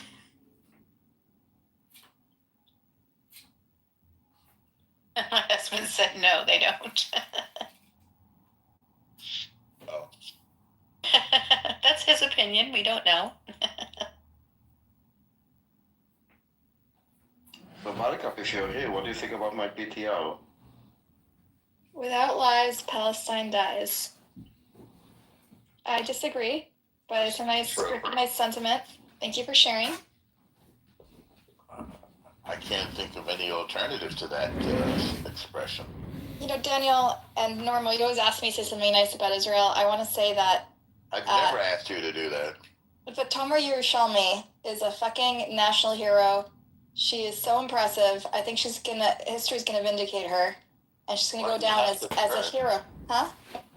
Why is she a hero? She's a hero because she acted against her office. She broke the law. She violated her office. It was a betrayal, but she did it as a whistleblower in patriotism, out of love for her country, out of love for justice, out of love for bettering her nation. She released fake anti-Jewish propaganda. She made a blood libel. No, it's not fake. She released real footage that she should not have released. No, but why is she a hero? It's fake. Hold on. Why is she a hero? She did it out of love for her country. No, she did it to hurt Israel out of love. She did it in order. Hold on, Norma, please. She did it to protect her own soldier, her own unit. It's a PR move. It wasn't like about anything moral, and she lied to the Supreme Court. And what we need for the IDF is not something like this. Agreed. This is horrible. This Agreed. is horrible.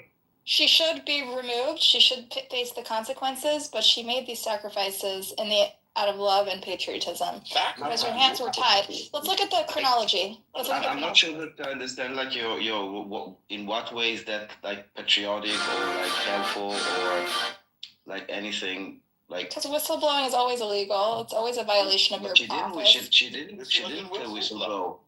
It wasn't a whistleblow. I don't think that you know the chronologically of the. I do. Let's go through it. All right.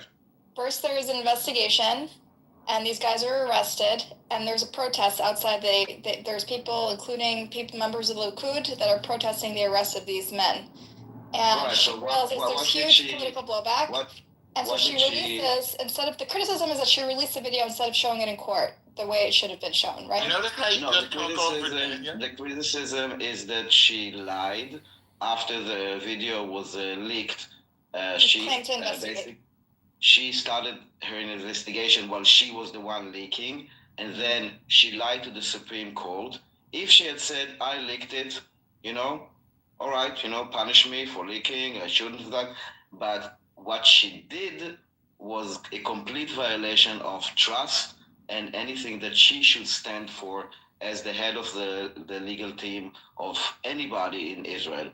Now, So what she correct. did That was part I'm not defending. Hold on. Also, she's not a whistleblower because the arrest came after the complaint. Basically, she was the reason that she released this video was basically because of the arrest. So they were saying like, oh, why they're arresting soldiers during the war, and then she wanted to show, hey, there is like a reason why there was an arrest. Okay, she was basically defending the prosecution, not anything else. Okay, this is why she's not a hero. There was a way she could have done it differently by going to the specialized body in the army, which is the spokesperson, and said, listen, we have a problem, you need to deal with this because that is his profession. Her profession is not to manipulate the public perception or to do any of this.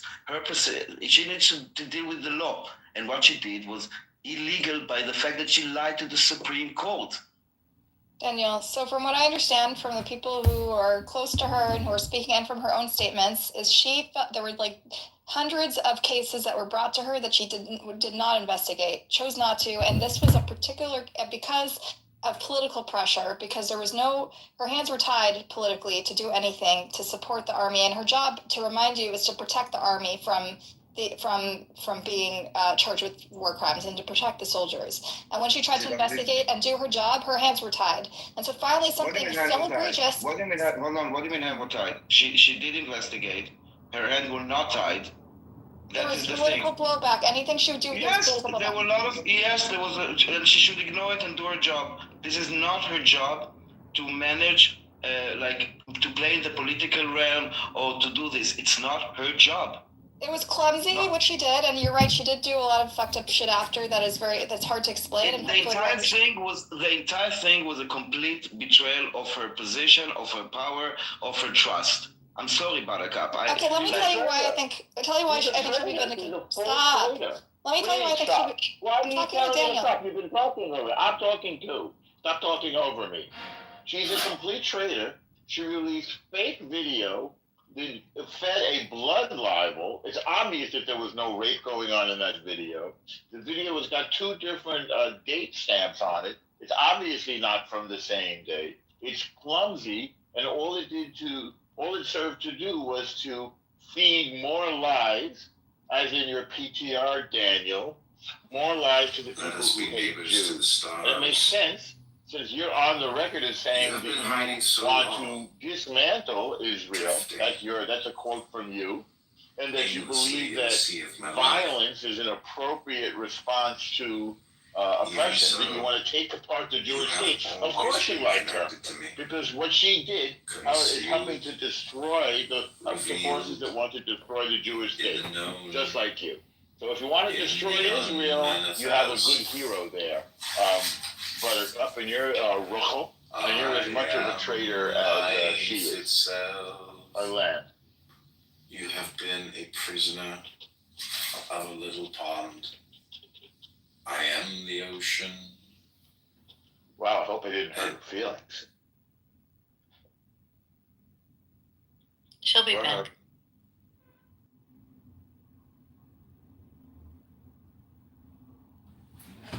I am the ocean.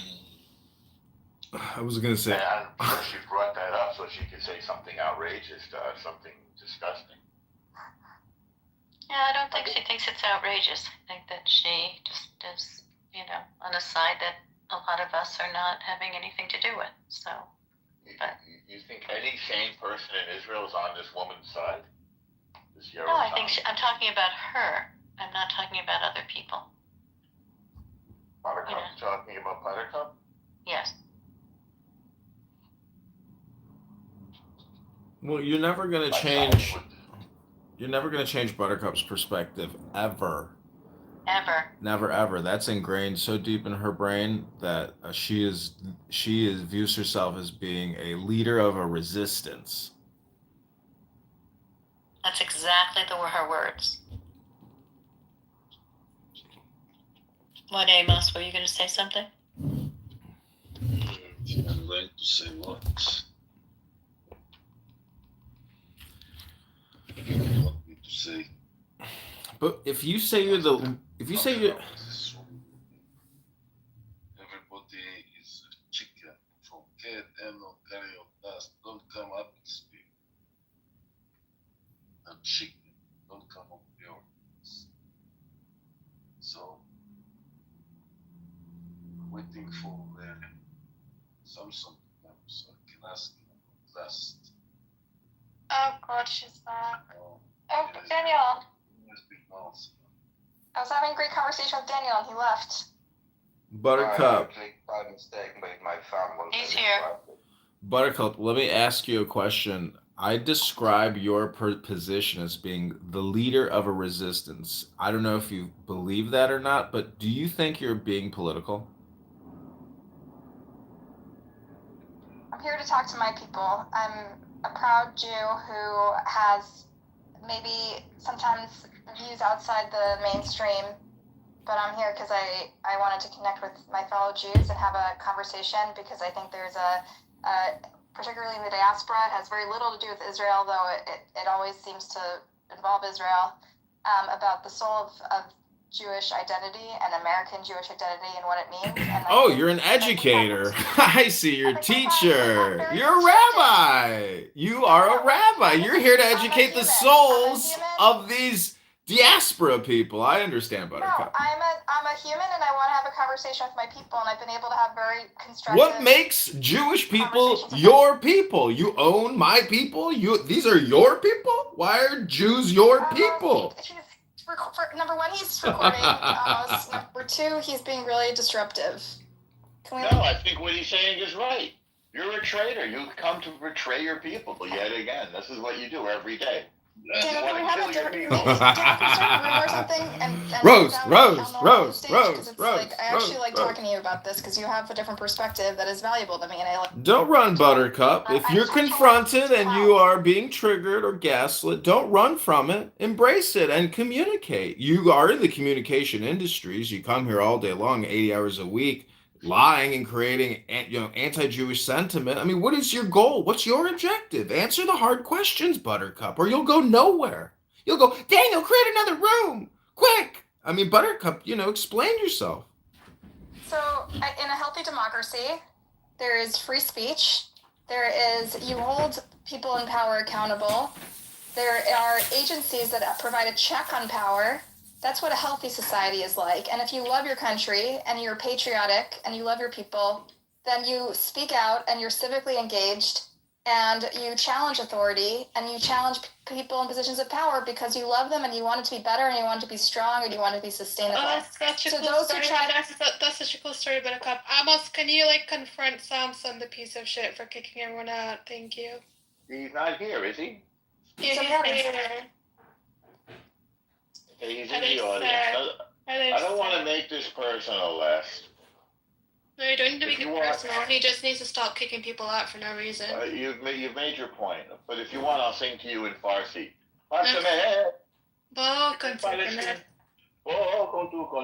You know, I don't know which song is better, yours or John's. That free, free, free Palestine, no more justice, no more.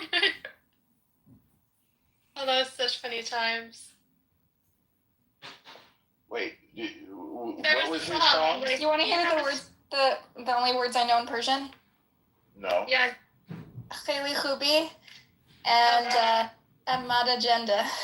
Oh wow, that's amazing. Is that nice? No. I mean, the second one was perfect. Actually, Mother Thank you. Agenda, that's like top notch. I know. I'm very classy. I used to live in LA, so I know a lot of Persians. Yeah, they say there's lots of Persians in California, apparently. Yep. Where are you from? Last. I'm from here, there, everywhere. America or different country or? Yeah, I'm from America. Anyway, sorry, continue. Have you been to California? Have you been to LA? There's like Yeah, I've been there. I've been to Long Beach. That's cool. Okay, let's see. I see Samson arrived. Samson, you get a big blame here from last. She blame you that you kick her out. You want to come in response, Samson? Yeah, and he kicks Gaylord out for no reason as well. Samson, I'm calling you. Samson. Ramos is calling. You come on the stage, Samson.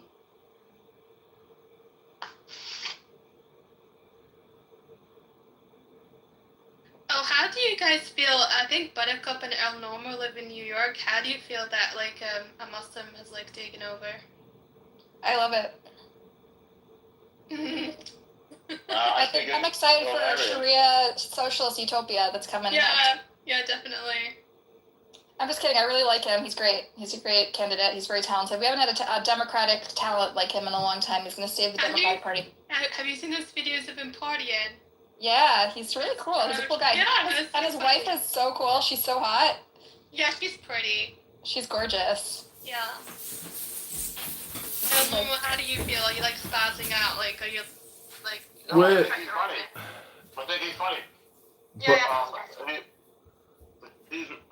We've had a Democratic Socialist mayor before, David Dinkins, and he was one of the worst mayors in New York history. He wasn't a Democratic Socialist. He was just a regular Democrat. He was David Dinkins was a Democratic Socialist. You're wrong, as usual, as you want about everything. Buttercup, let me. He was one of the worst mayors in New York history, but I'm sure Mamdani will be even worse. Buttercup, what is more intelligent, the brain or the heart? And why?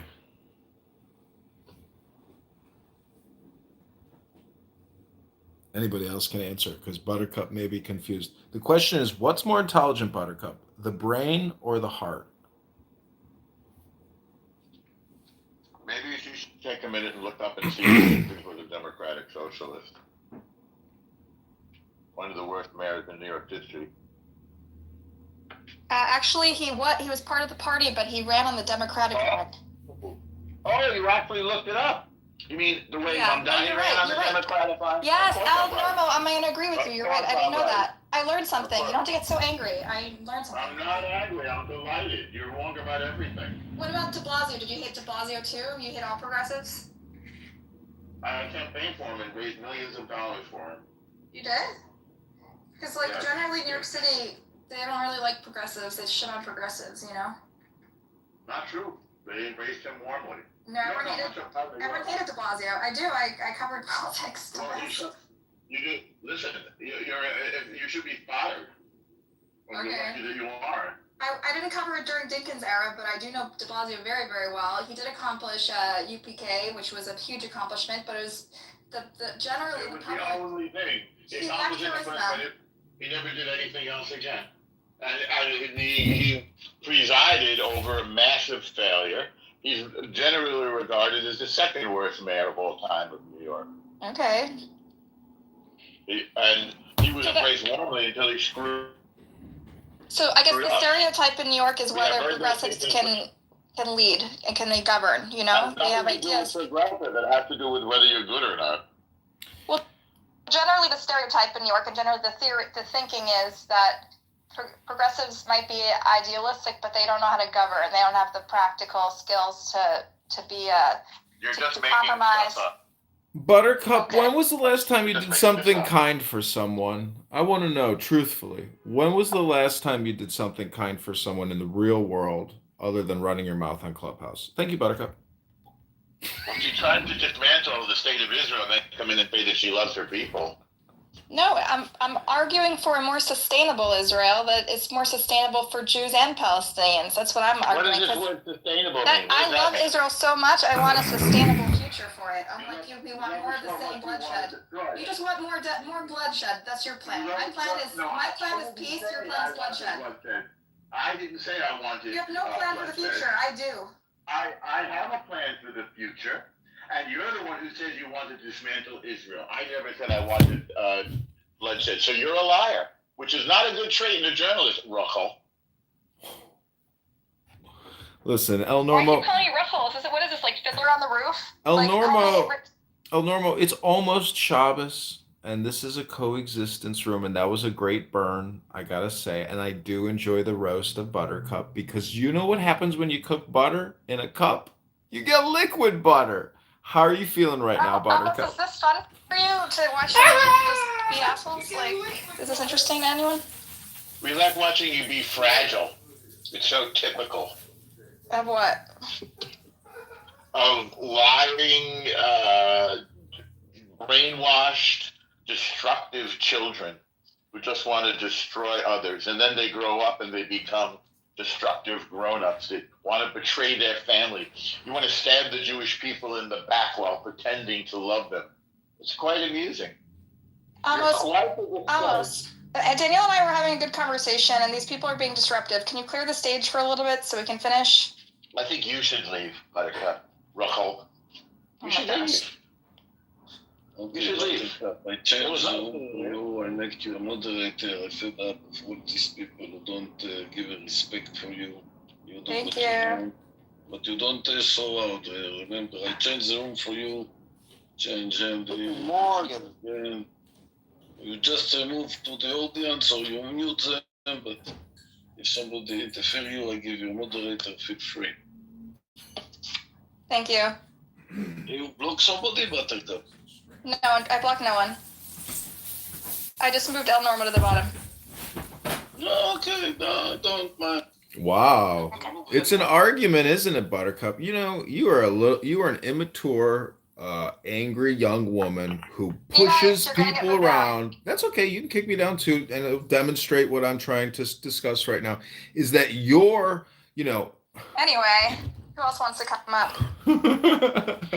Daniel. Censor! Have like a normal conversation. I love when girls take over rooms. Yeah, me too.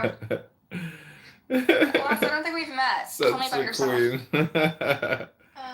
Fascist. I like to kick people from rooms, and I like to put them down. Mm-hmm. And I love the block button. But regarding, if you want to talk about Palestine and Israel, what do you think? Do you think a one-state solution is good or a two-state? I have an idea. I really hope that there can be a one-state coexistence, one state where everyone has equal rights and everyone can vote and and there's a fair immigration policy, and people who are punished, people who do war crimes are punished equally under the law.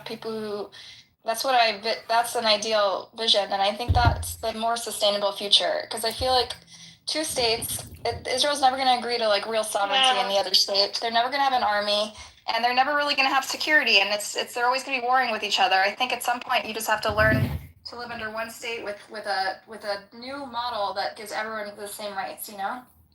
What about you? Yeah, I think segregation can cause a lot of issues. I think one state is good as well. Thank you. Well, for saying this, I get a lot of shit from my Jewish brothers and sisters who think I'm calling for their destruction. Well, she's not really Jewish, so getting congratulations from her you're on the same position. Lots of Jews agree with me, though. I got it from my model is one that was outlined by a. Yeah, of course. Of course, most Jews would be disagreeing with you. Okay. So anyway, Danielle, you want to finish discussing whether or not Yerushalmi, Topher, whatever, Tomer Yerushalmi is a patriot or not? Yeah, what's happened to Grace? Why should I remove? I didn't remove her. No, she removed herself. No, is it good to another room? Who's Mamdani? Who is this? Oh, Sheikh, I know you. How's it going? Good, and you? I figured, you know, since I'm mayor of New York, I have all this time to talk to everyone at Clubhouse. See, he loves Jews. He has a picture of Mayor Mamdani with the Hasidic rabbis and So why is she a patriot? Why is she a patriot? Okay, so listen, she fucked up. What she did was very sloppy, but like in America, we also have similar things like this where people breached their office, revealed confidential information, and they did it in the interest of the public good and justice because they thought. Y'all gotta stop. Whoa. Hey, honestly, we need a straight white male, man. Oh, shoot. No, wait, y'all gotta stop that identity politics stuff. Like, it's not, like, we just need somebody who can run a good campaign. Nigga, a lot of people, wait, I can't, I'm ineligible. Nah, run, nigga. And I agree. I'm not 35. I agree we need to get rid of identity politics, but the only way to do that is to run somebody who's white, so people don't think it's identity politics. No. So let me put it like this: you can even properly utilize the identity politics stuff. It just can't be done in the way Kamala was doing it. I'm not gonna lie. Like, because let me put it like this: you still have people today who will go and say that the only I'm not saying this didn't contribute to it, whatever. Right? Cool. The only reason she lost is that she's a woman or that she's black. Those things could be big contributors. If you think that's the only reason she lost, bro, open your eyes, man. Yeah, that's fair. Kamala herself has to open her eyes. Yeah, I agree, actually. That's fair. Yeah. That's fair. Well, I'm sorry. No, I mean, just folks gotta.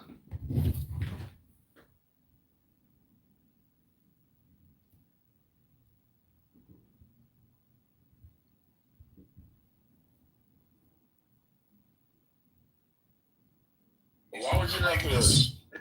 But if I was, not me, Stilgar, but I'm saying if I was Kendrick Lamar or if I was, some of these other people who have recognizable lyrics or voices, I would definitely be fucking trademarking that shit so that AI can't take it for profit. You don't have to do it.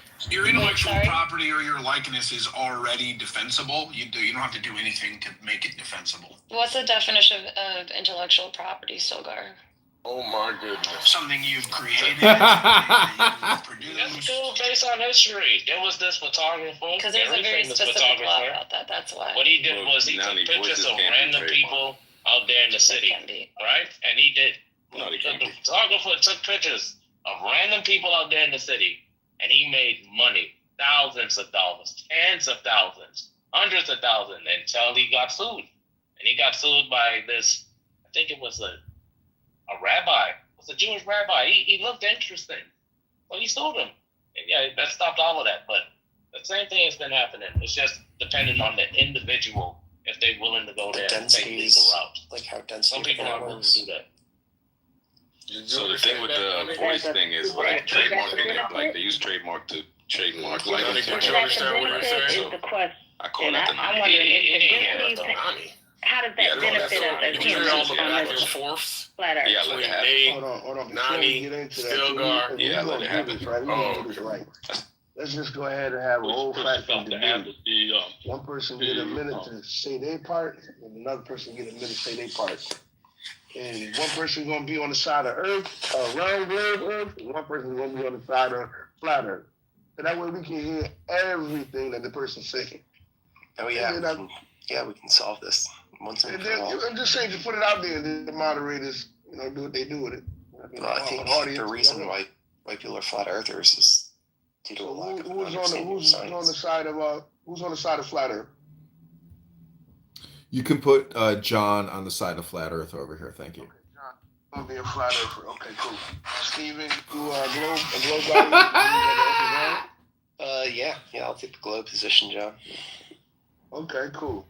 All right, so we're gonna give John. Everybody gonna mute up, and we're gonna give John. Let John go first.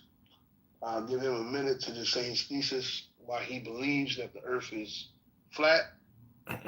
And go ahead. Nobody gonna interrupt.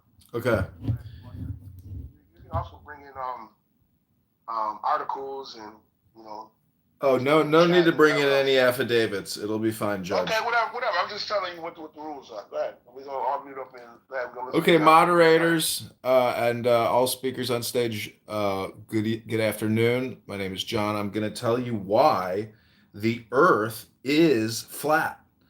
And it's from a psychological, philosophical perspective. And you can see in my PTR that famous movie Dune with the space worms, where the individuals on that planet and throughout the universe are using spice to modify their consciousness and essentially become, universal or something like a deity to that respect. So there's a saying that view in the Tao Te Ching, an ancient Chinese classic text, that says, "View yourself as the earth," and so it's a perspective.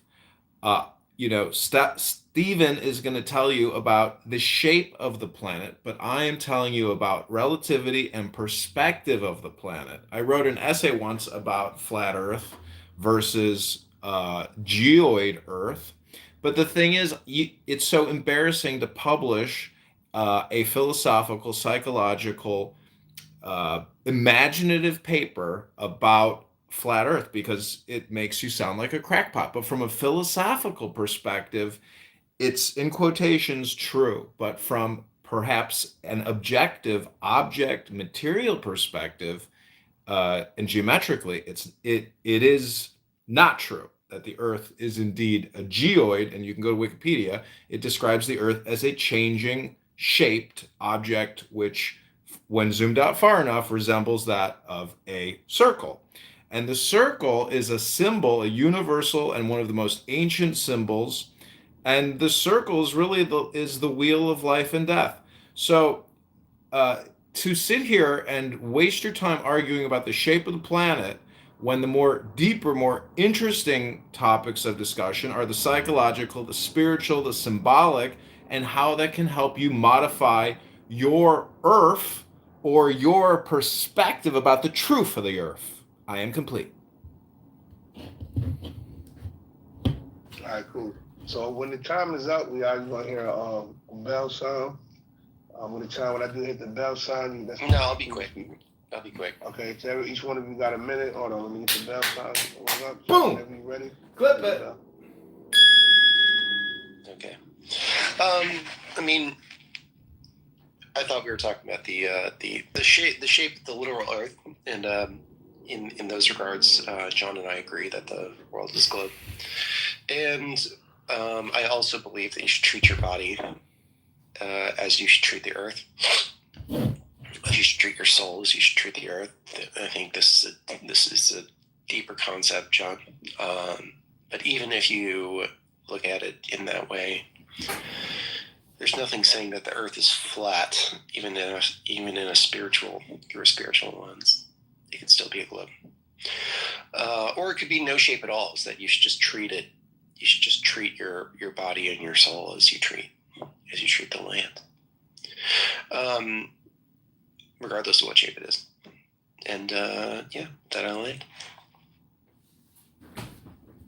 So when I say flat, I mean Any hold on. Any do I have a closing argument? So John, you can go with your closing argument. You can go. You got a minute, right? You got a minute to go with your closing arguments, and the time starts now. Okay, moderators, speakers, audience, thank you. I'm going to tell you what Stephen just told you, then I'm going to tell you why he's wrong. He said we agree that it's a globe. I didn't agree with him. I called it a geoid, and I told you to go to Wikipedia to look it up. It is a changing interstellar object that moves, and tectonic plates move. The atmosphere moves. Gases outside of this crusty, watery shaped geoid move.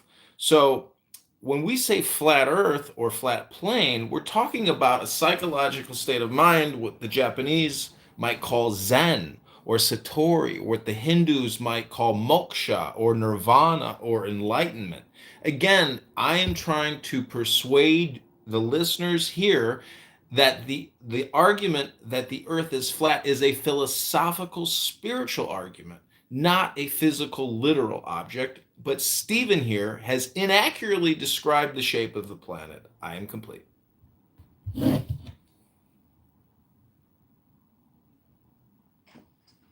going to have Stephen with his closing argument, and time starts now.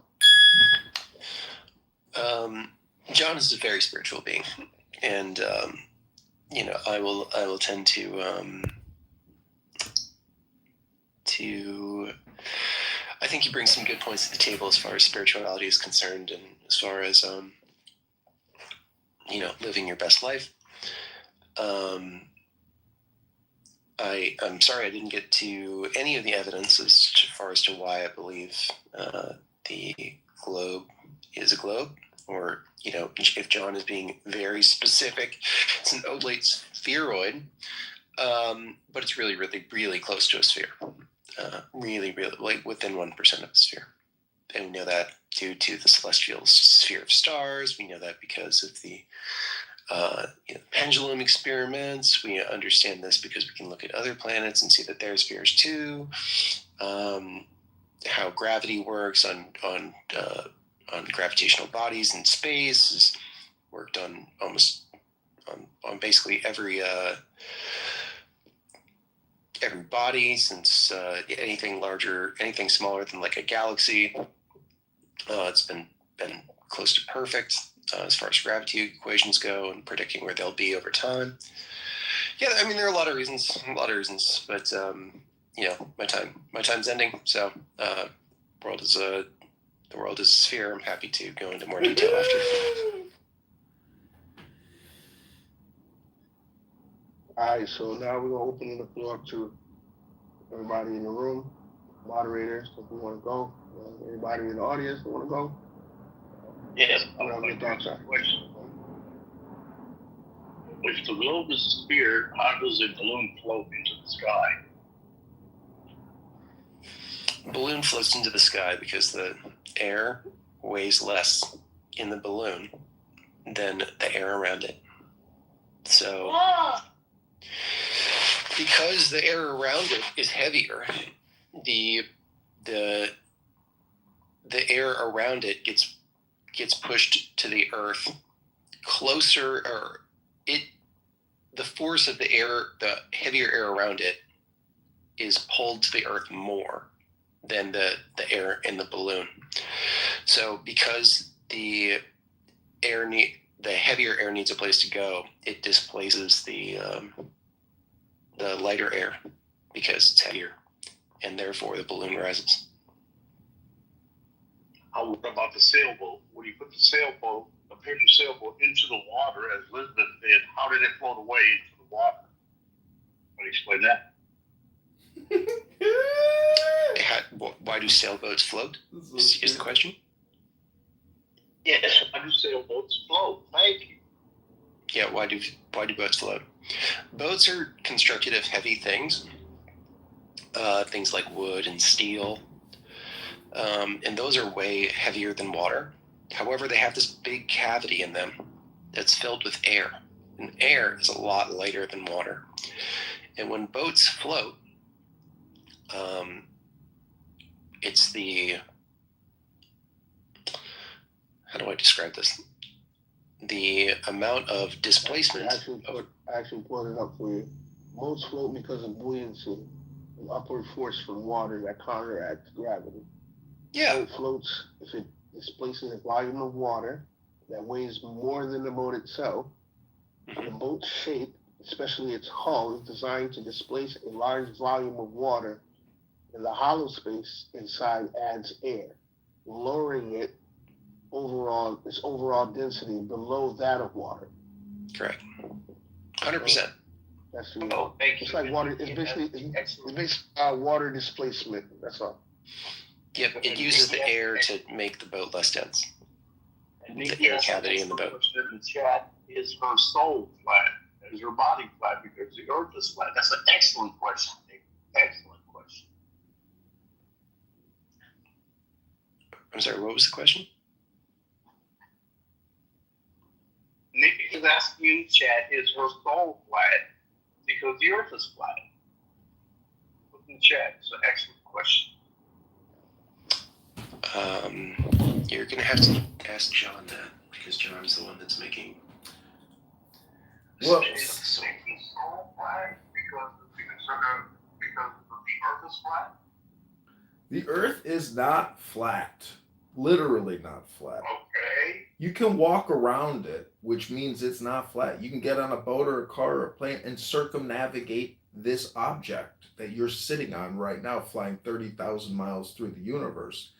The thing about flat Earth, from a spiritual, psychological, philosophical perspective, it's objective versus subjective. A lot of people will just say there's only objects in reality, but that's not true. We're having a conversation about a subject. Subjective reality exists, and it really lives in poetry. So if you want to do neuro-linguistic programming, ASMR, dialectic therapy, you might read spiritual books to essentially create a flat earth in your mind. Because if you view yourself as the earth and you think the earth is flat, but yet you don't have any wisdom to back up your theory, your hypothesis, or your perspective, you might just call yourself retarded or dull or dense or thick, or the fact that you're on here but not reading a book. You must open these external hard drives called books and read them out loud if you have to. Maybe write a book report. But coming here and doing low information transmission within 30 seconds or 60 seconds, that's not a lot of data. Your brain can take in a lot more. And you can do that through these ancient technology devices, which are similar in shape to the cell phone in your hand. They're called books.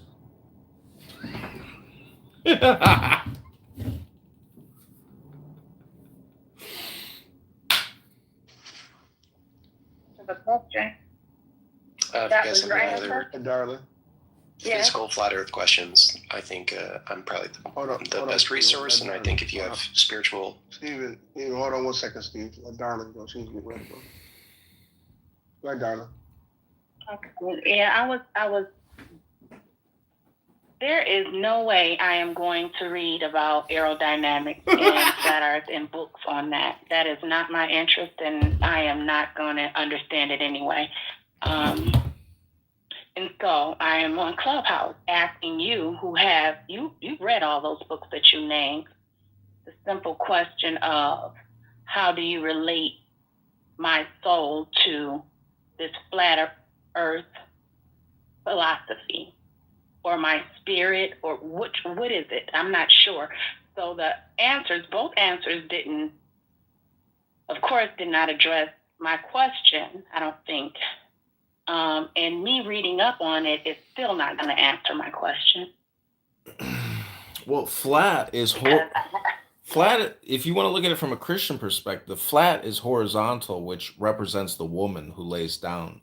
The inverted, or the phallus, or the pole, or the vertical line versus the horizontal, that's the crucifix. So you're talking about gender, man and woman united. That's the ultimate symbol. That's the atomic symbol, the nuclear energy. So in metaphysical perspective, we're talking about energy here. And when what I'm saying is, a lot of people who like to profess flat earth don't realize it because they may not be theologically or philosophically educated in the words to try to describe the feeling that they have when they talk about flat earth.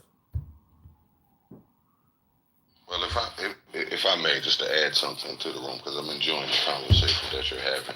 For those of you who have religious effect, that may be included in your belief whether the earth is flat or round, I would pose two questions, right? And you don't have to answer these. These are just two questions posted to the room. One, in the book of Judges, Joshua prayed for the sun to stand still because they seemed to be losing the battle as the day grew to evening, but they were winning during the daylight hours, and he was granted that. The two questions posted from that is one, and nobody has to answer this. This is just for the room. Does anybody know what would happen if the earth stopped spinning for 1 minute? And two, Joshua prayed for the sun to stand still, and it did for 3 consecutive days. So I just wanted to share that for those who are having a religious effect to whether they believe that the earth is an oblate spheroid, or like Michio Kaku says, a donut-shaped kind of smashed burger, or in fact a equilateral equidistant azimuthal plane. Appreciate you. I can answer what would happen if the Earth stopped spinning for, what would you say, a minute? Mm-hmm.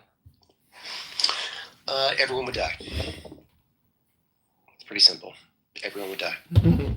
Really, really, really fast. You'd die. I agree. Well, see, that's an unnecessary question, just like the question is the earth flat. You have to think about the necessary question, which is who are you? What is your consciousness? Is your reality a spirit? Is your reality the flat earth that you feel exists?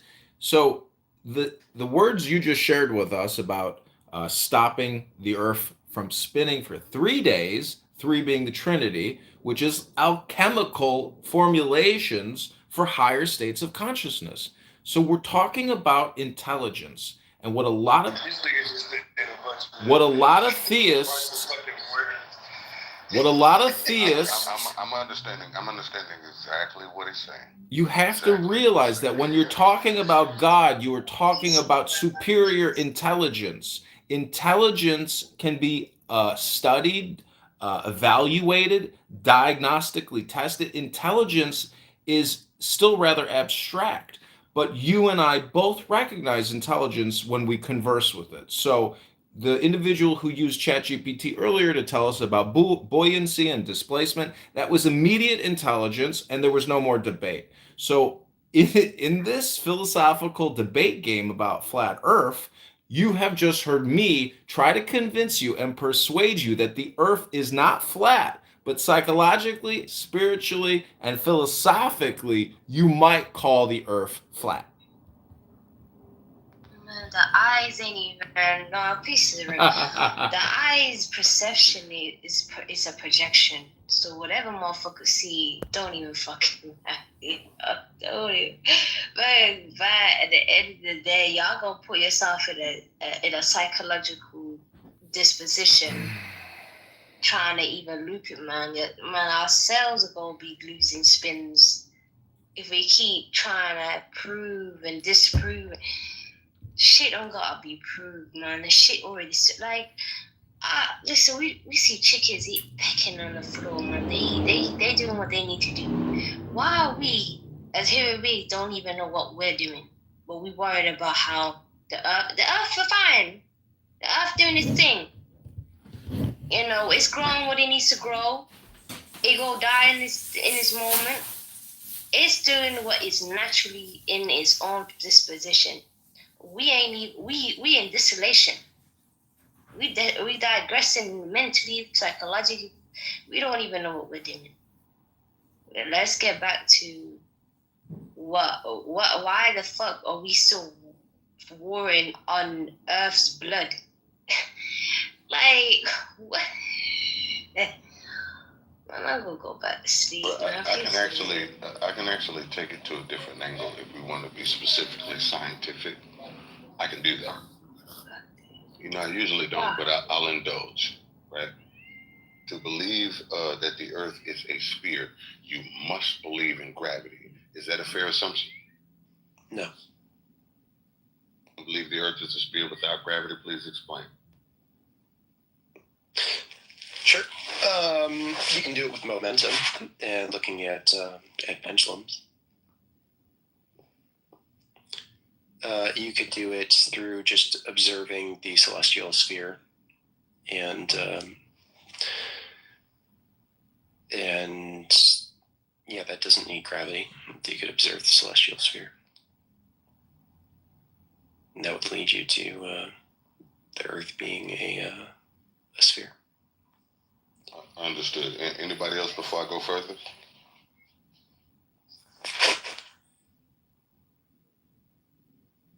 All right.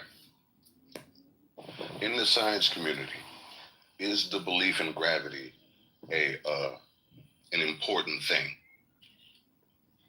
Yes. Is gravity a universal constant? Yes or no? There's a constant G. Yeah. Okay. So gravity behaves the way it behaves. The mass of objects determine how much effect gravity will have on them. Would that be fair to say? That's one aspect of what determines the vector of gravity. The other aspect would be distance. Okay. So the gravity of the sun, right? The sun being, according to NASA and organizations like that, those that agree with them, the sun is 99 point some other number percent of the mass of our solar system. Would that be fair to say? It's probably something like that. I'd have to look it up. And what is the sun? And what is the sun? It's that really bright thing during the day. That really bright thing during It's the a type daytime. of star. It's a type of star, meaning there have been many stars before that were also in the same position that the sun is in, right? So that means we motherfuckers survive shit driving without it. The sun No, is we not would die. that- We would die really fast without it. No, we wouldn't. Yes, we would. No. There's been many suns before. There's been many suns before.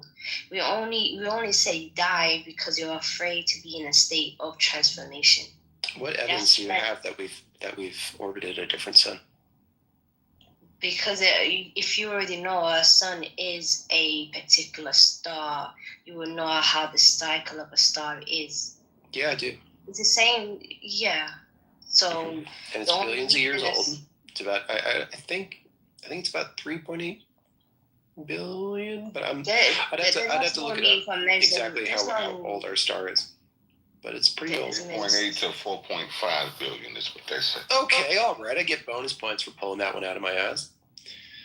Measurements don't really matter when it's already in a finite state. My fifth grade science teacher would be proud.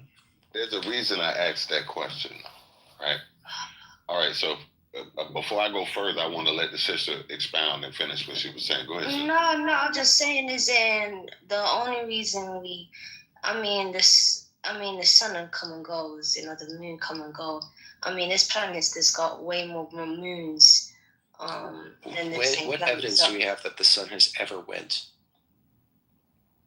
It has always been going through. If you know a cycle of the sun, just like the Arcturus it was a red giant star. The sun is actually going into that period, which is why it's losing its heat, which is why we're going through all these havoc. You can see the state of it will go into a red giant. This is correct in a couple of billion years. Yeah. Yeah, but a billion is only off of an illusionary measurement because again, we might say a million years, but then a billion years, not a million years. Let's say million, billion, same motherfucker shit. No, they're not. They're 1,000 times different. It don't matter compared to the amount of older stars that's out there that's trillion years older than the sun. The point of what I'm saying to be honest, there's nothing that's trillion years old. Hold on one second, bro. To be honest, Sister Jaguars, if we're going to be able to say that there are many older stars, then the age of stars is a figment that would matter in the conversation. So how old something is technically is a part of the conversation. Would that be fair to say? In terms of the flat and round, where are we going with conversations? I'm just speaking of what you said that, how old something is really doesn't matter. I was just asking. It only matters in a physical sense, but in an entirety, or just like time gives existence to the physical matter. Yes. Okay. And this will be the last entry that I produced for a second. No, because I want everybody to be able to get into Joe's show. Anybody on the panel? Does anybody on the panel know what is or have ever heard of what the Oort cloud is? It's absolutely within our solar system too. Anybody ever heard of? I've heard of it. Know what it is? I can't remember what it is. Not for it. This is not to prove what people know or don't know, or that I know something someone knows, or vice versa. It's just a question that everybody knows. I don't need to explain it. But if it's a refresher course, I can do it really quickly. Yeah, what's an Oort cloud? All right. The Oort cloud is the furthest most reaches of our solar system. As a matter of fact, beyond Neptune and the alleged Planet X, there is nothing but open space and Oort cloud until you get to the end of our solar system. Really quickly, averaging from about 100,000 AUs from the sun to 100,000 AUs from the sun. So I have to pause there for a second and ask, does anybody not know what an astronomical unit is? I know what it is. Okay, cool. So we have something that goes from 2,000 AUs to 100,000 AUs, which is of unbelievable distance. However, the gravity of the sun makes sure that the Oort cloud cannot escape our solar system. Would that be fair to say? Yes. All right. The Oort cloud, 100,000 AUs to 200,000 AUs, is 1.5 to 2.5 light years away from the sun in any direction. Meaning the max being 2.5 light years, the minimum being 1.5 light years for this Oort cloud in any direction away from the sun. Okay. That would base the sun at being 3 to 5, the solar system to being 3 to 5 light years across. Would that be a fair assumption? Yeah. If somebody said no, I'm listening. Yeah, this is a fair assumption. All right. So the gravity of the sun can reach out up to 2.5 light years away from it and be effective because it holds the Oort cloud in place. Would that be fair to say? It actually extends infinitely far. Yeah. Bro, are y'all talking about NASA's perspective of space? No, they actually talking about some theoretical shit that has never been seen. Oh, okay. So no one has science fiction moment. They're talking about some shit that has not been directly observed by anyone. When I tell you It's the theory. No one I was just trying to science be off of theory what type and of hypotheses. I was trying to understand what type of conversation y'all was having. Listen, you started talking about light years and shit away where nobody never been, and nobody has an instrument to even measure light years and all of this other shit. We've never been to Jupiter, but we know it exists, right? No, we don't know. We really don't. You've been told that shit. You've been told I don't believe Jupiter exists. I'm speaking for the flat Earth community.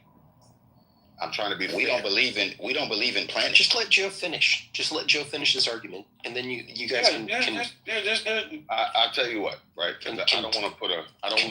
We ain't having an argument. I just simply said that. Well, I don't believe in planets. Planets are okay. We can get there. Yep, but Joe needs to finish what he was going to say, and then we can talk. I can talk to you about. No, it's actually fine. You can go ahead, brother. It's actually fine. I've tested the waters. I know what direction it's going in. But you can go ahead and go, brother. Yeah, because we're just not going to believe what anyone just tell us, and nor should you. And just because they said that they went to the moon.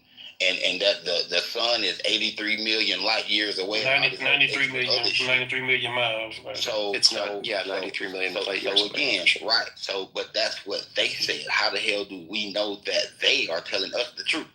Because what instruments do we have, or do you have, or does the average person have to test those theories with air quotes in the air to see if any of that bullshit that they saying is even true? I think you think that I actually believe the information that I was bringing out. I never assumed that you believed anything.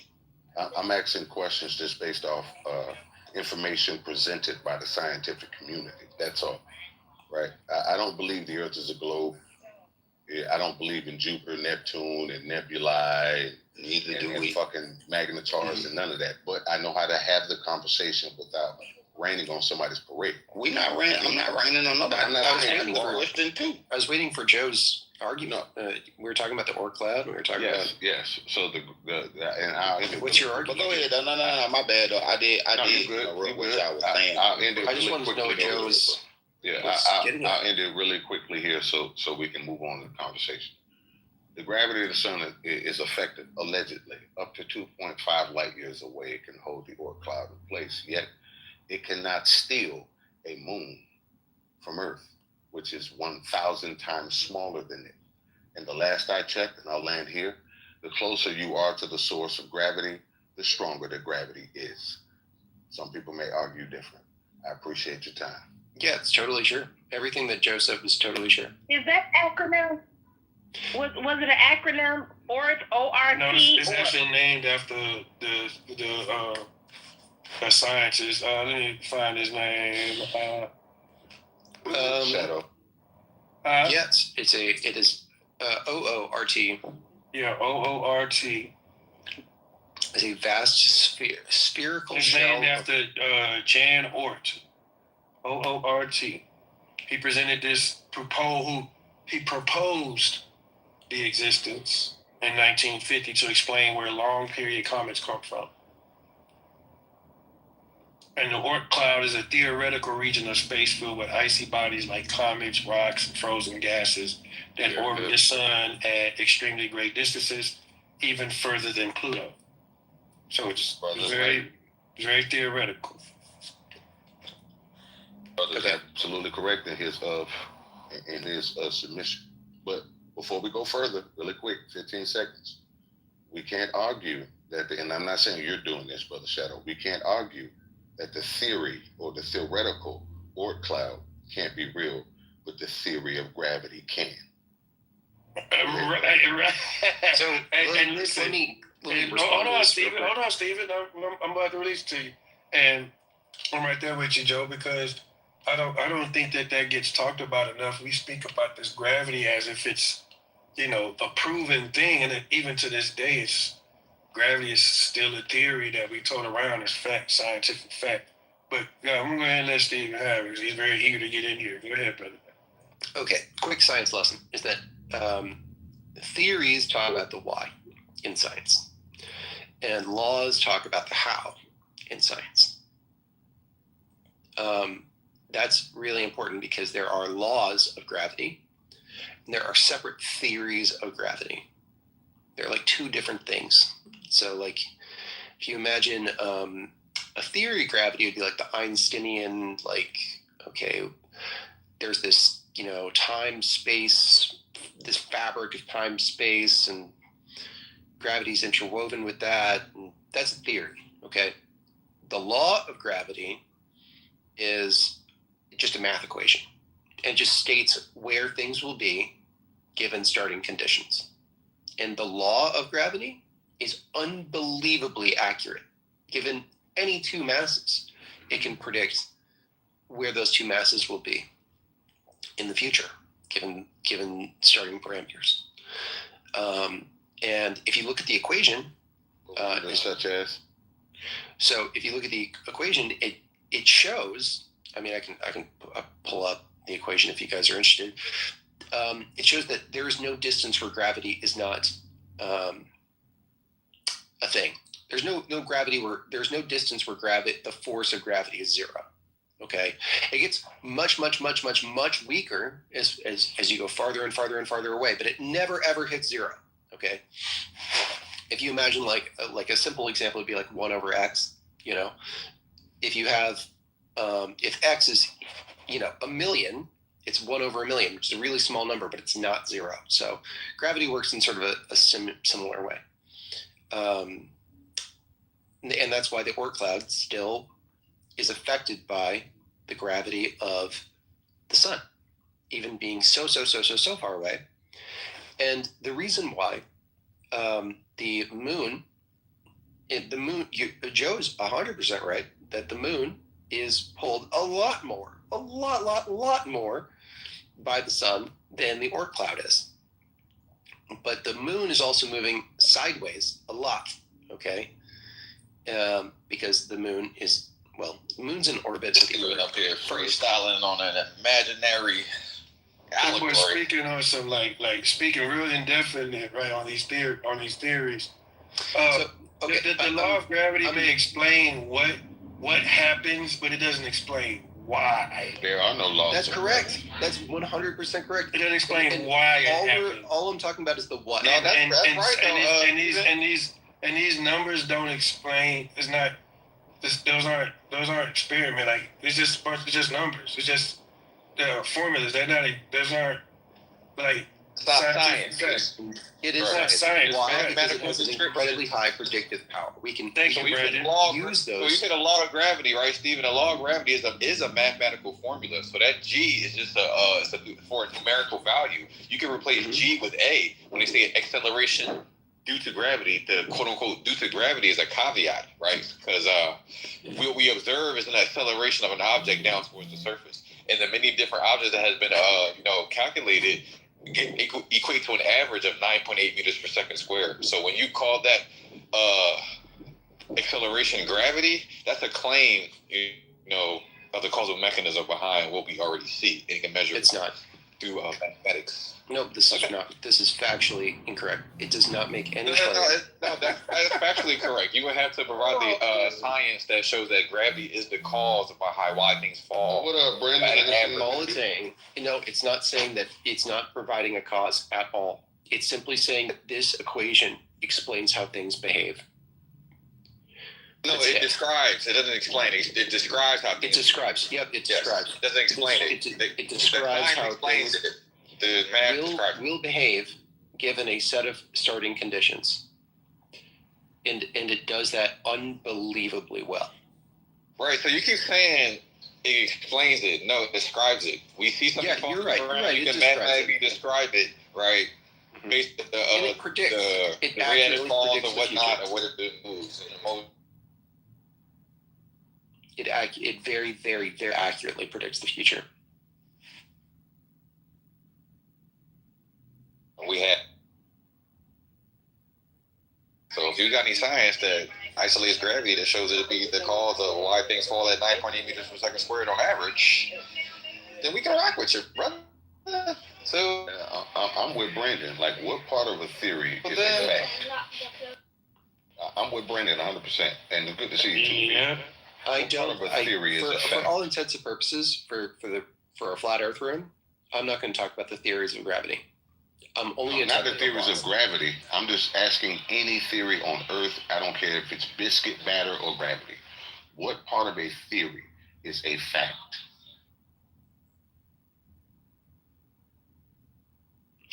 In science, there are no facts. So in science, everything is theoretical? In science, they only talk about observations, what we observe. They don't talk about facts. So if I were to say theoretically, I'm the strongest man on Earth, would that be factual? Would there be some facts included in that? It wouldn't be. The science would say it's not consistent with what we observe, because we've observed people demonstrating strength.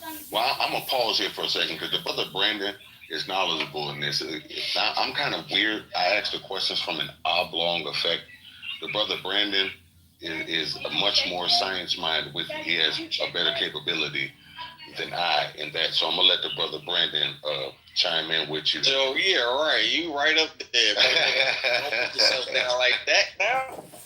Yeah, man. It's the science, bro. That's what we looking for, bro.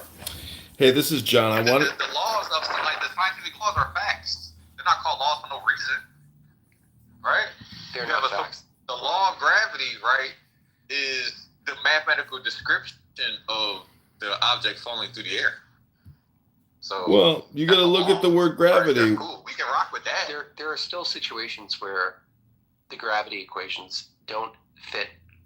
They don't accurately predict the future. And if you can find an equation that accurately predicts the parts that that gravity equation is really good at, as well as the parts that the gravity equation isn't good at, then we would replace the current law with the new law. Well, you got to look at the science is always looking for better equations that are more like universal. Well, this is the new equation then, Stephen. In English, without using mathematics, the expression is the more you think, the more you speak, the further from the truth you're going to get. and that deals with gravity because of gravitas. How does one increase one's attractive power or force? And so you're again talking about a spiritual, psychological consciousness of intelligence, which can create gravity in your life. I hope people are here in this room because they believe in self improvement or personal development, not in debating endlessly the ridiculous notion that this earth is flat. Yeah, yeah, Steven, man, gravity, and I think I kind of like where John was kind of going with that when it comes to like the etymology of things, or the essence or the meaning of things. So gravity is from gravitas, which is weight, right? So we have weight in stuff like that. Yes, I got it, son. I got you.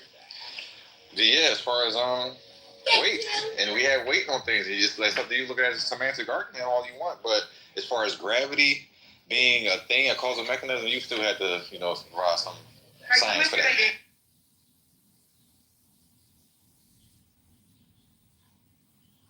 The last question.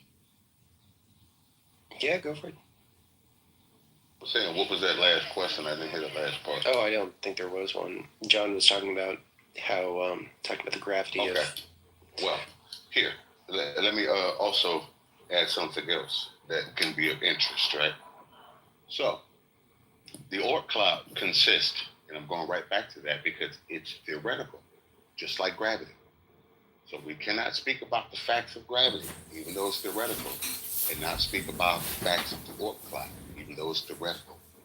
We have to let theory be theory and fact be fact, and where they are accomplished enough to be coagulant with one another, let us make that a universal broadband. Let's not strip that away from one aspect and allow it in another. I'm not accusing anybody of doing that. I'm just asking, right? So, theory of gravity, right? You got it all up? All right, y'all for to go get your haircuts. All right, so, in the theory of gravity, or the coexistence of gravity, or the factual, second, I don't mind, or the factual existence of gravity, however you view it. I'm not going to call you incorrect. I'm just going to say this. The stronger the pull of something is the strength of the pull of something is determined by the distance. If I have one end of a rope and I am near the median marker where, like tug of war, where you got to pull the flag on either side of the line to win. If I am closer to the line and you are further from the line, I am bound to win that tug of war, even if you're vastly stronger than me due to the distance from the line, right? Is it a best tug of war? Yeah, gravity is a tug of war. The earth pulls water and stuff down, and the moon pulls up on the water and stuff on the earth, causing high tides and low tides. Is that a fair assumption? Yeah, the moon causes tides, yeah. Okay, so, but the moon is 1/6 the Earth's. It has approximately, sure. I'd have to look it up, gravitational pull. Sounds about right. All right, so something 1/6 the strength of the Earth can pull the water away from something 6 times stronger than it, trying to pull it in the opposite direction, right? Mm-hmm. All right, so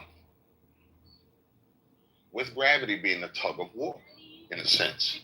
Without any physical tethers. And I'm sorry, go ahead. No, I was adding to what you said, like imaginary tethers. You good? I'm finna cut this game off for my son. If you can take it over right here, B, I'd be appreciated. There's no problem. This is what it sounds like, imaginary tethers. They explain gravity as a pulling force and things being in orbit and going around certain objects. That sounds like yes, I understand. Right, the magnitude and direction.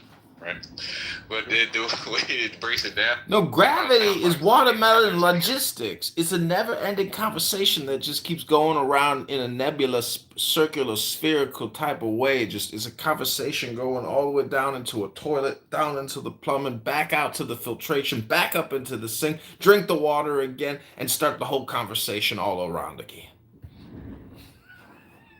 Or it can be a circular discussion, an orbital path. of nonsense. Okay. Because Stephen ain't got for those in the room that don't have a very strong grasp on this, I'm going to simplify this for you.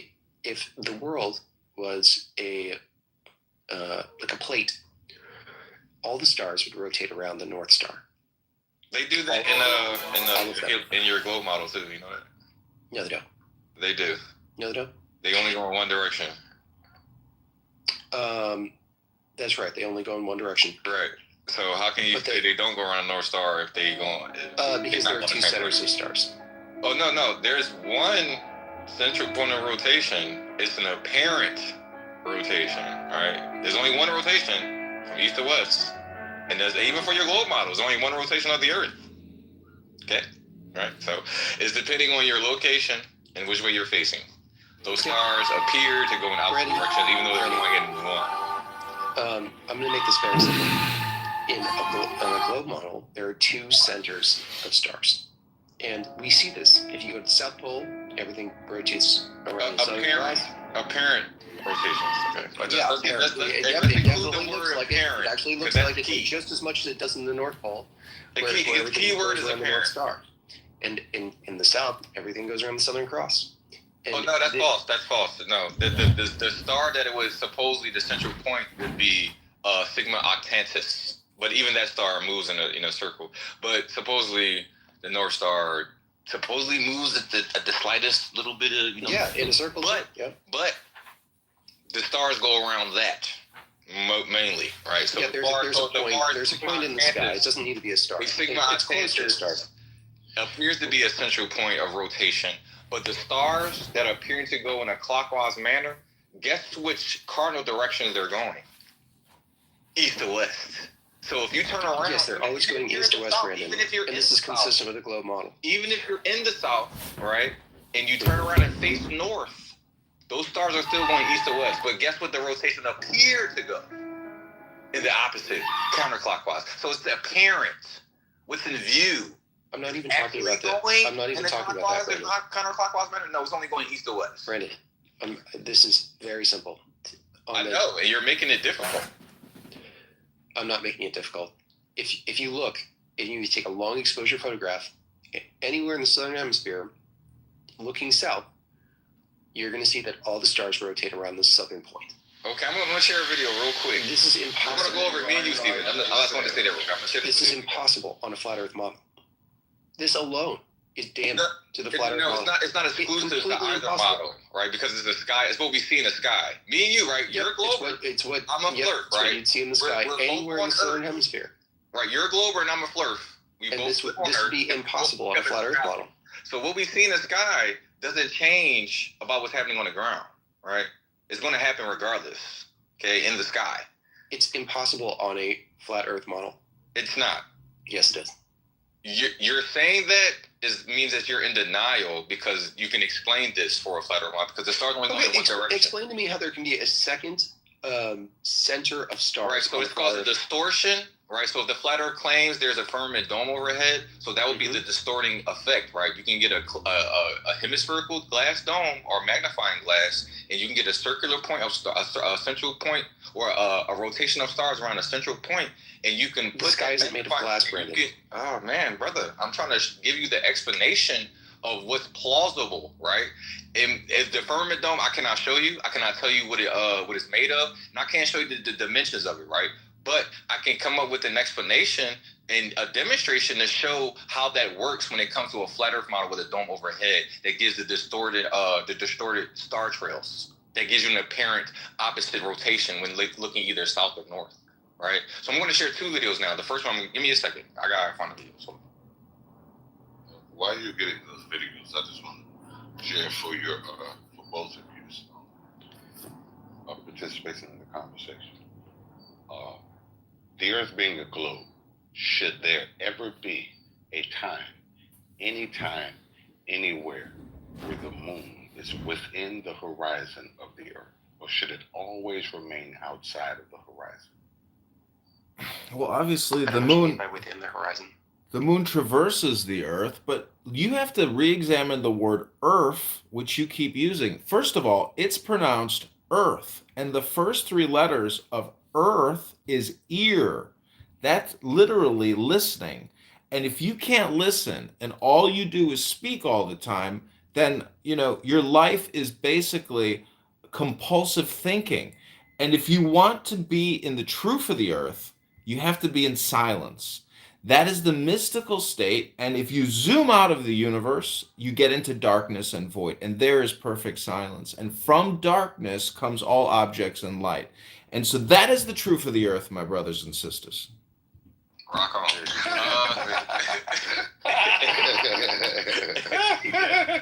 Oh shit. But yo, Steven, entertaining as fuck. I dropped the video, right? The first video is the Star Trails, right? This is a person, I'm assuming a star watcher, right? Maybe an amateur shaman astronomer. I think people might think that shit's hilarious. Time stamp 1 minute. All right, let's go to that. You with me, Steven? You there? Yeah. You watched it? So, okay, so the very first video I dropped, if you would go to it and go to timestamp a minute, right, you will see that, and everybody can follow along so we can, check this visual out. This is somebody looking, using the time lapse and overexposure, all right, to show you just the motion of the star trails. So you can see, looking north, Arizona, USA, right, this is looking north. You have there's an observer in Arizona and an observer in Australia. You have in both above the equator and below the equator, but facing one direction. Okay, that's north. As you can see, the stars are going in a counterclockwise manner because the observer is facing north. It's an apparent motion. If you keep watching, it's going to pause it. It's going to show you the star trails and which way they're going. Right. So they're apparently going in a counterclockwise manner. And that's facing north. Okay.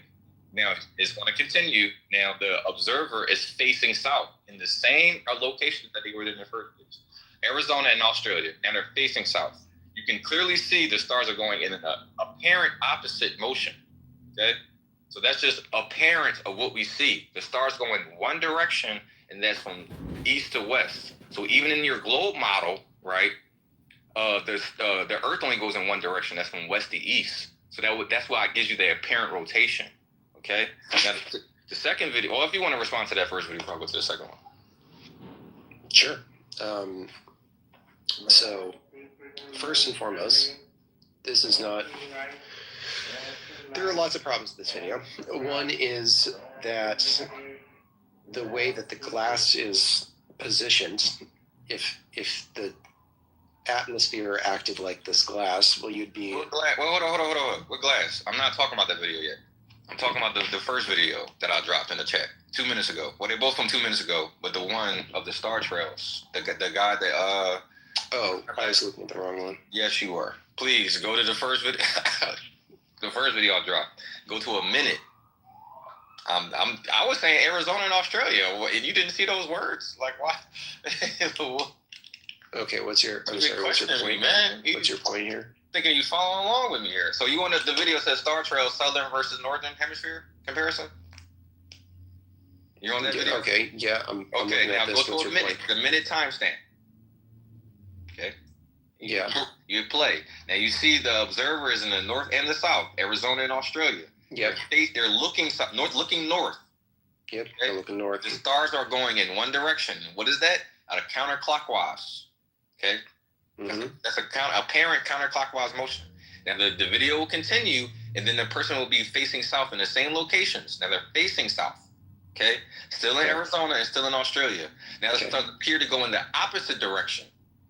Okay. So it depends on which way the observer is facing, not because of the Earth is because there are two central points of rotation. No, it's only one central point of rotation, and it's an apparent two central points of rotation. It's based on which way you're facing. The stars only go in one direction.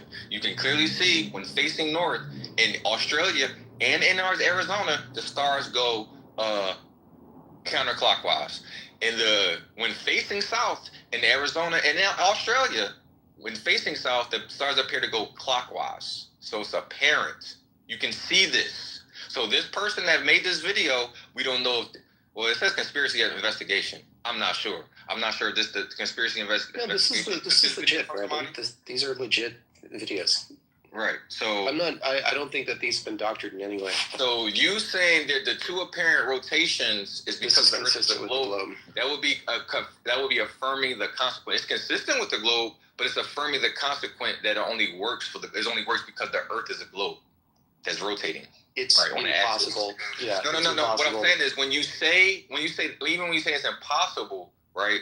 That's fallacious. I would say maybe I'm lying to you when I say it's I'm not sure what impossible. logical fallacy that it is, but that's denial. When the video that you think I'm in a state of denial? Yes, because the video. You think I know? Wait, Brandon. I'm curious. You think I know that the Earth is flat and I'm in a state of denial? No, you're denying. Saying the denial was that this could never work on a flat Earth. When I just showed you in the second video that I dropped. It's of the stars viewed for a glass. So the guy I did this myself, right? I got to get a paper printout so I can get a better. I want to say. I got two phones. Like I gotta get two phones so I can set up on the tripod and do it myself, right? Let me respond to the other one first. Magnifying glass dome. Talking about the magnifying eyepiece over there. Hey, real quick, y'all. It's a magnifying glass, not an eyepiece. Hey, everyone, real quick. I can't hear multiple people speak at once. I'm liking where the build and the discussion is going, but can we just, have a little bit decorum? Appreciate y'all. Y'all got it.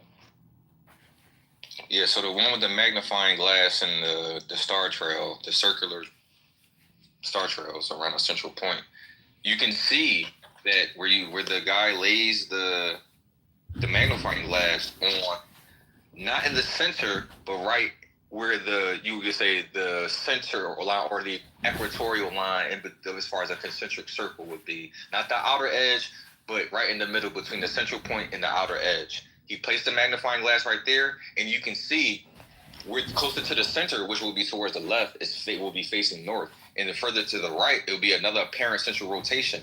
The stars appear to going in the same direction. So looking through a spherical apparatus, I should say, because we don't know what the actual so-called dome is made of.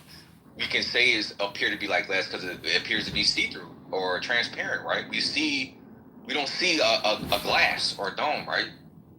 Sometimes glass can look so clean that it looks like there's nothing there.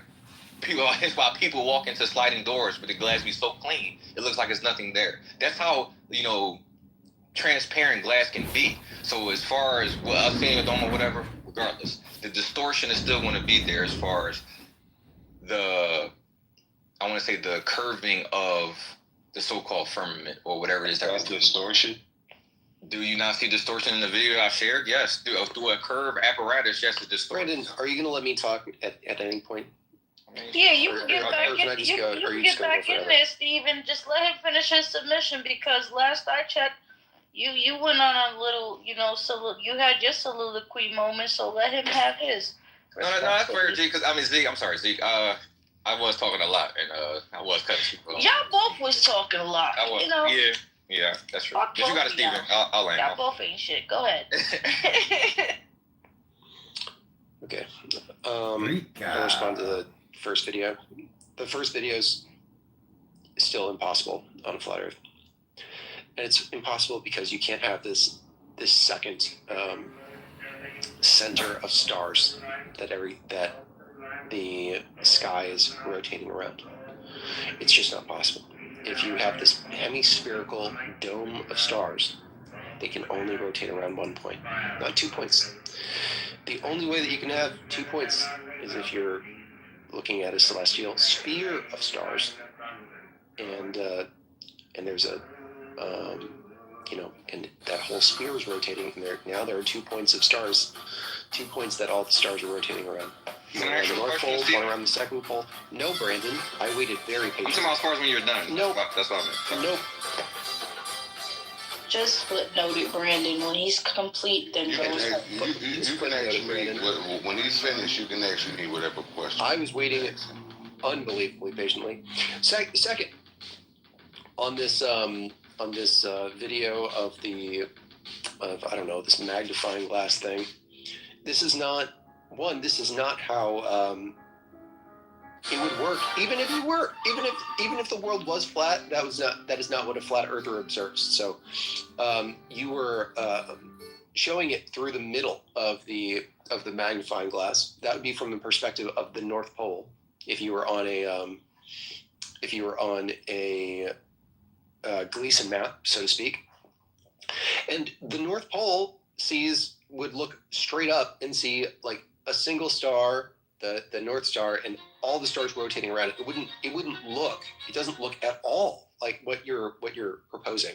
Second is if you're hypothetically on the equator, which is more indicative of what you're showing, it still wouldn't look like that, because what you're seeing in the video that you sent me, if you notice on these two apparent like places where they sort of orbit around hypothetically in this glass thing, you're noticing these incredibly distorted images of stars. You're noticing chromatic aberrations where it gets all rainbowy. You're noticing that the stars are no longer in the shape that they usually are. These are not things that we observe in real life. We don't observe these chromatic aberrations closer to the centers of the stars. We don't observe that at all. We don't observe distortions like the distortions that you're seeing in the glass. They're just as clear as day looking up at the North Pole as clear as day looking up at the equator, which is just as clear as day as looking up on the South Pole, which indicates that these distortions aren't distorting. They're not distortions. They would show visual distortions if they were distorting, but we don't see that, which is indications that this is. All right, you repeated this 3 times, bro. Like, you don't have to keep repeating shit. So, yeah. So if you look at my PTR, this will be a panoramic view of somebody at the equator looking, from north or south to north, one or the other, right? He had to use 2 cameras for this, right? As you can see, the stars are going in one direction, right? One direction, bro, and that's from east to west. Okay? If you look to your left, that will be one apparent central point of rotation. Look to your right, it'll appear to be another central point of rotation, right? That's one rotation, not 2. It's only one rotation. It appears to be 2. Okay? So as far I'm not saying it's 2 rotations. So as far as you said that already. You just said that. No, I'm not saying it's 2 rotations. I'm saying there are 2 centers of. You just said it's 2. You just said it's 2. That's 2, right? It's one it's rotation. 2 centers of stars, not 2 rotations. Okay, bro. It's one rotation. Okay? So when you're in the I'm saying there is one rotation. Hold on, bro. Let me ask my questions. I'm gonna answer my questions. When you're facing south, which direction, as far as cardinal direction, are the stars going?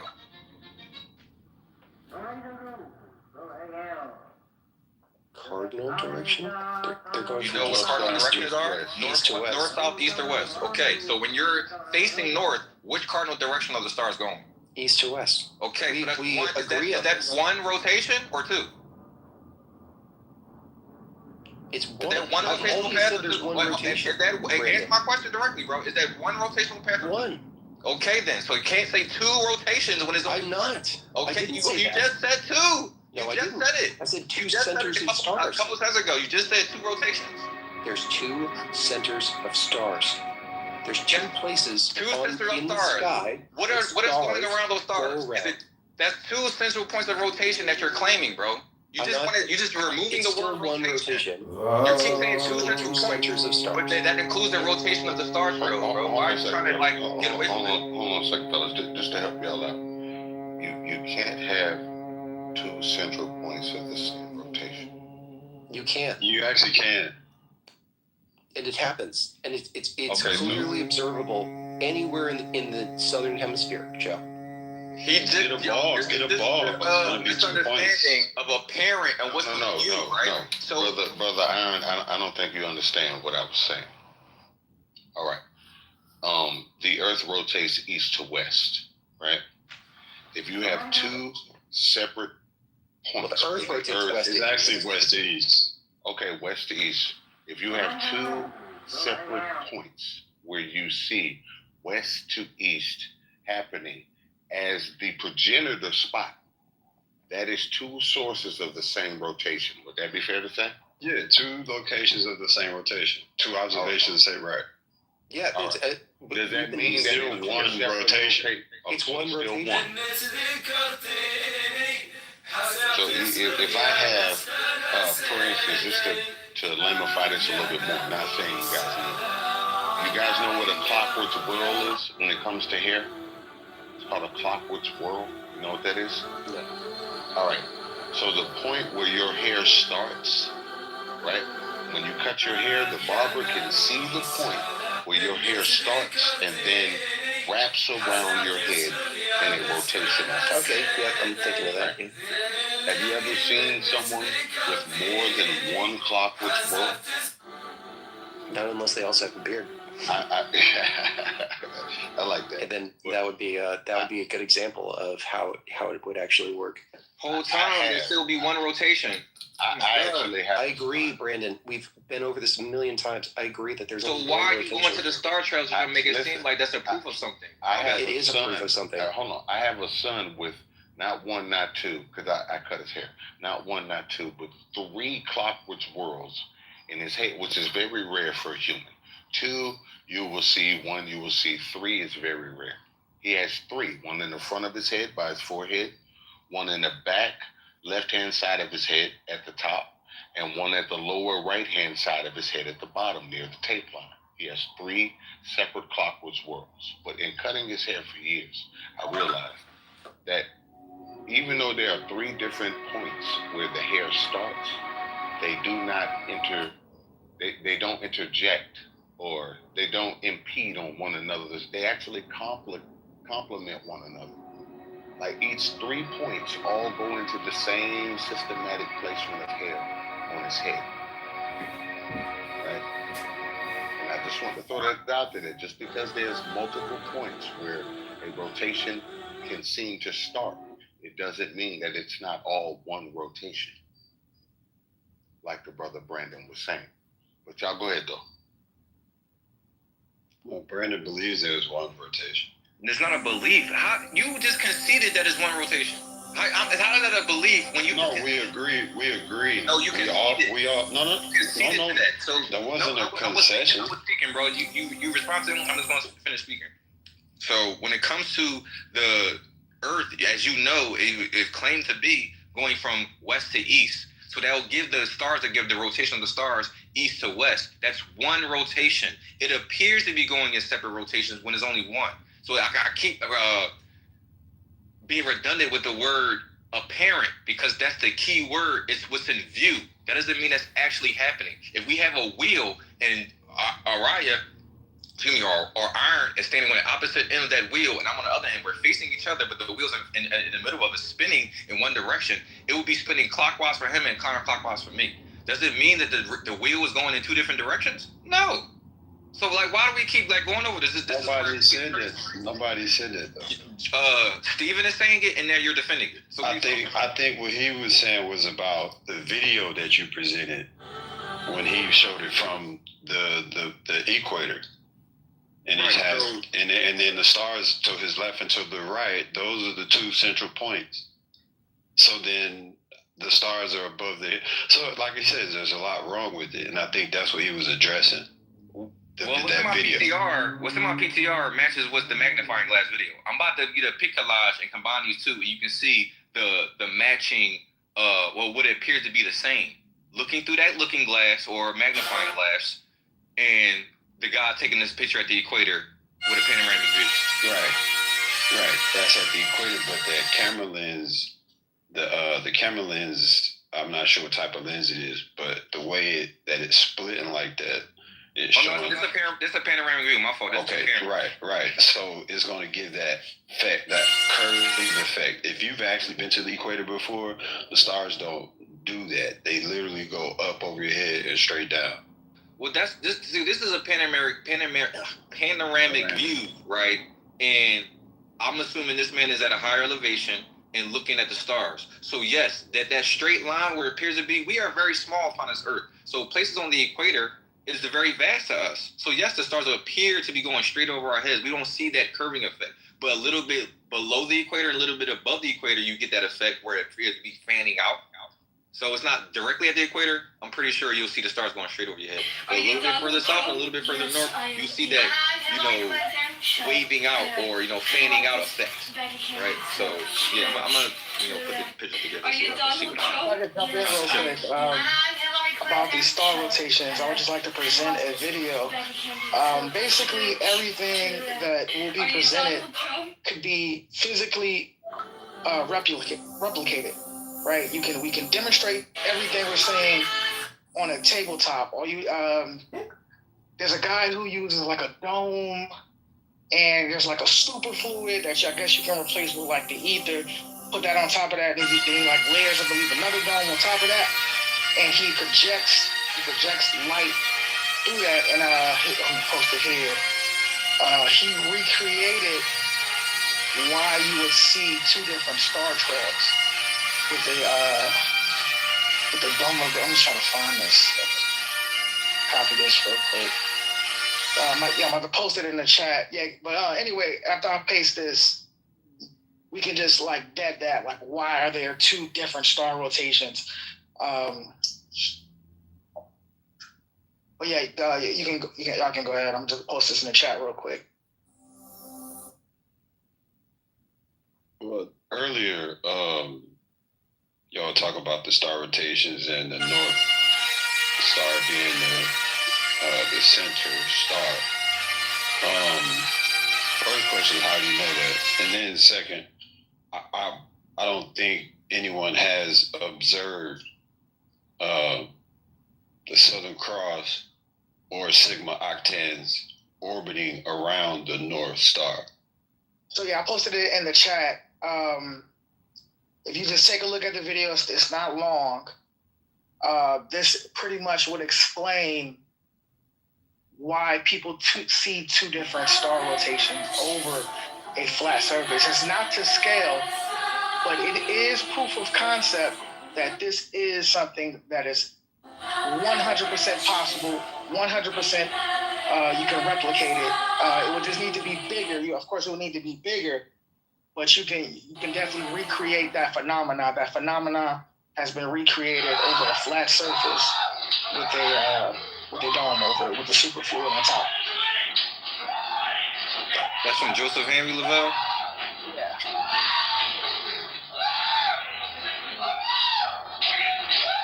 And real quick, just to be clear, this is all to prove that the Earth is flat, right? That's what the main argument is about. This is just proof of concept. This is just proof of concept that we can have a planar, we can be on a planar surface with the star rotations that we see. So when people say, "Oh, how do you have two different Earths?" It's not really like it ain't the gotcha that they're making it out to be.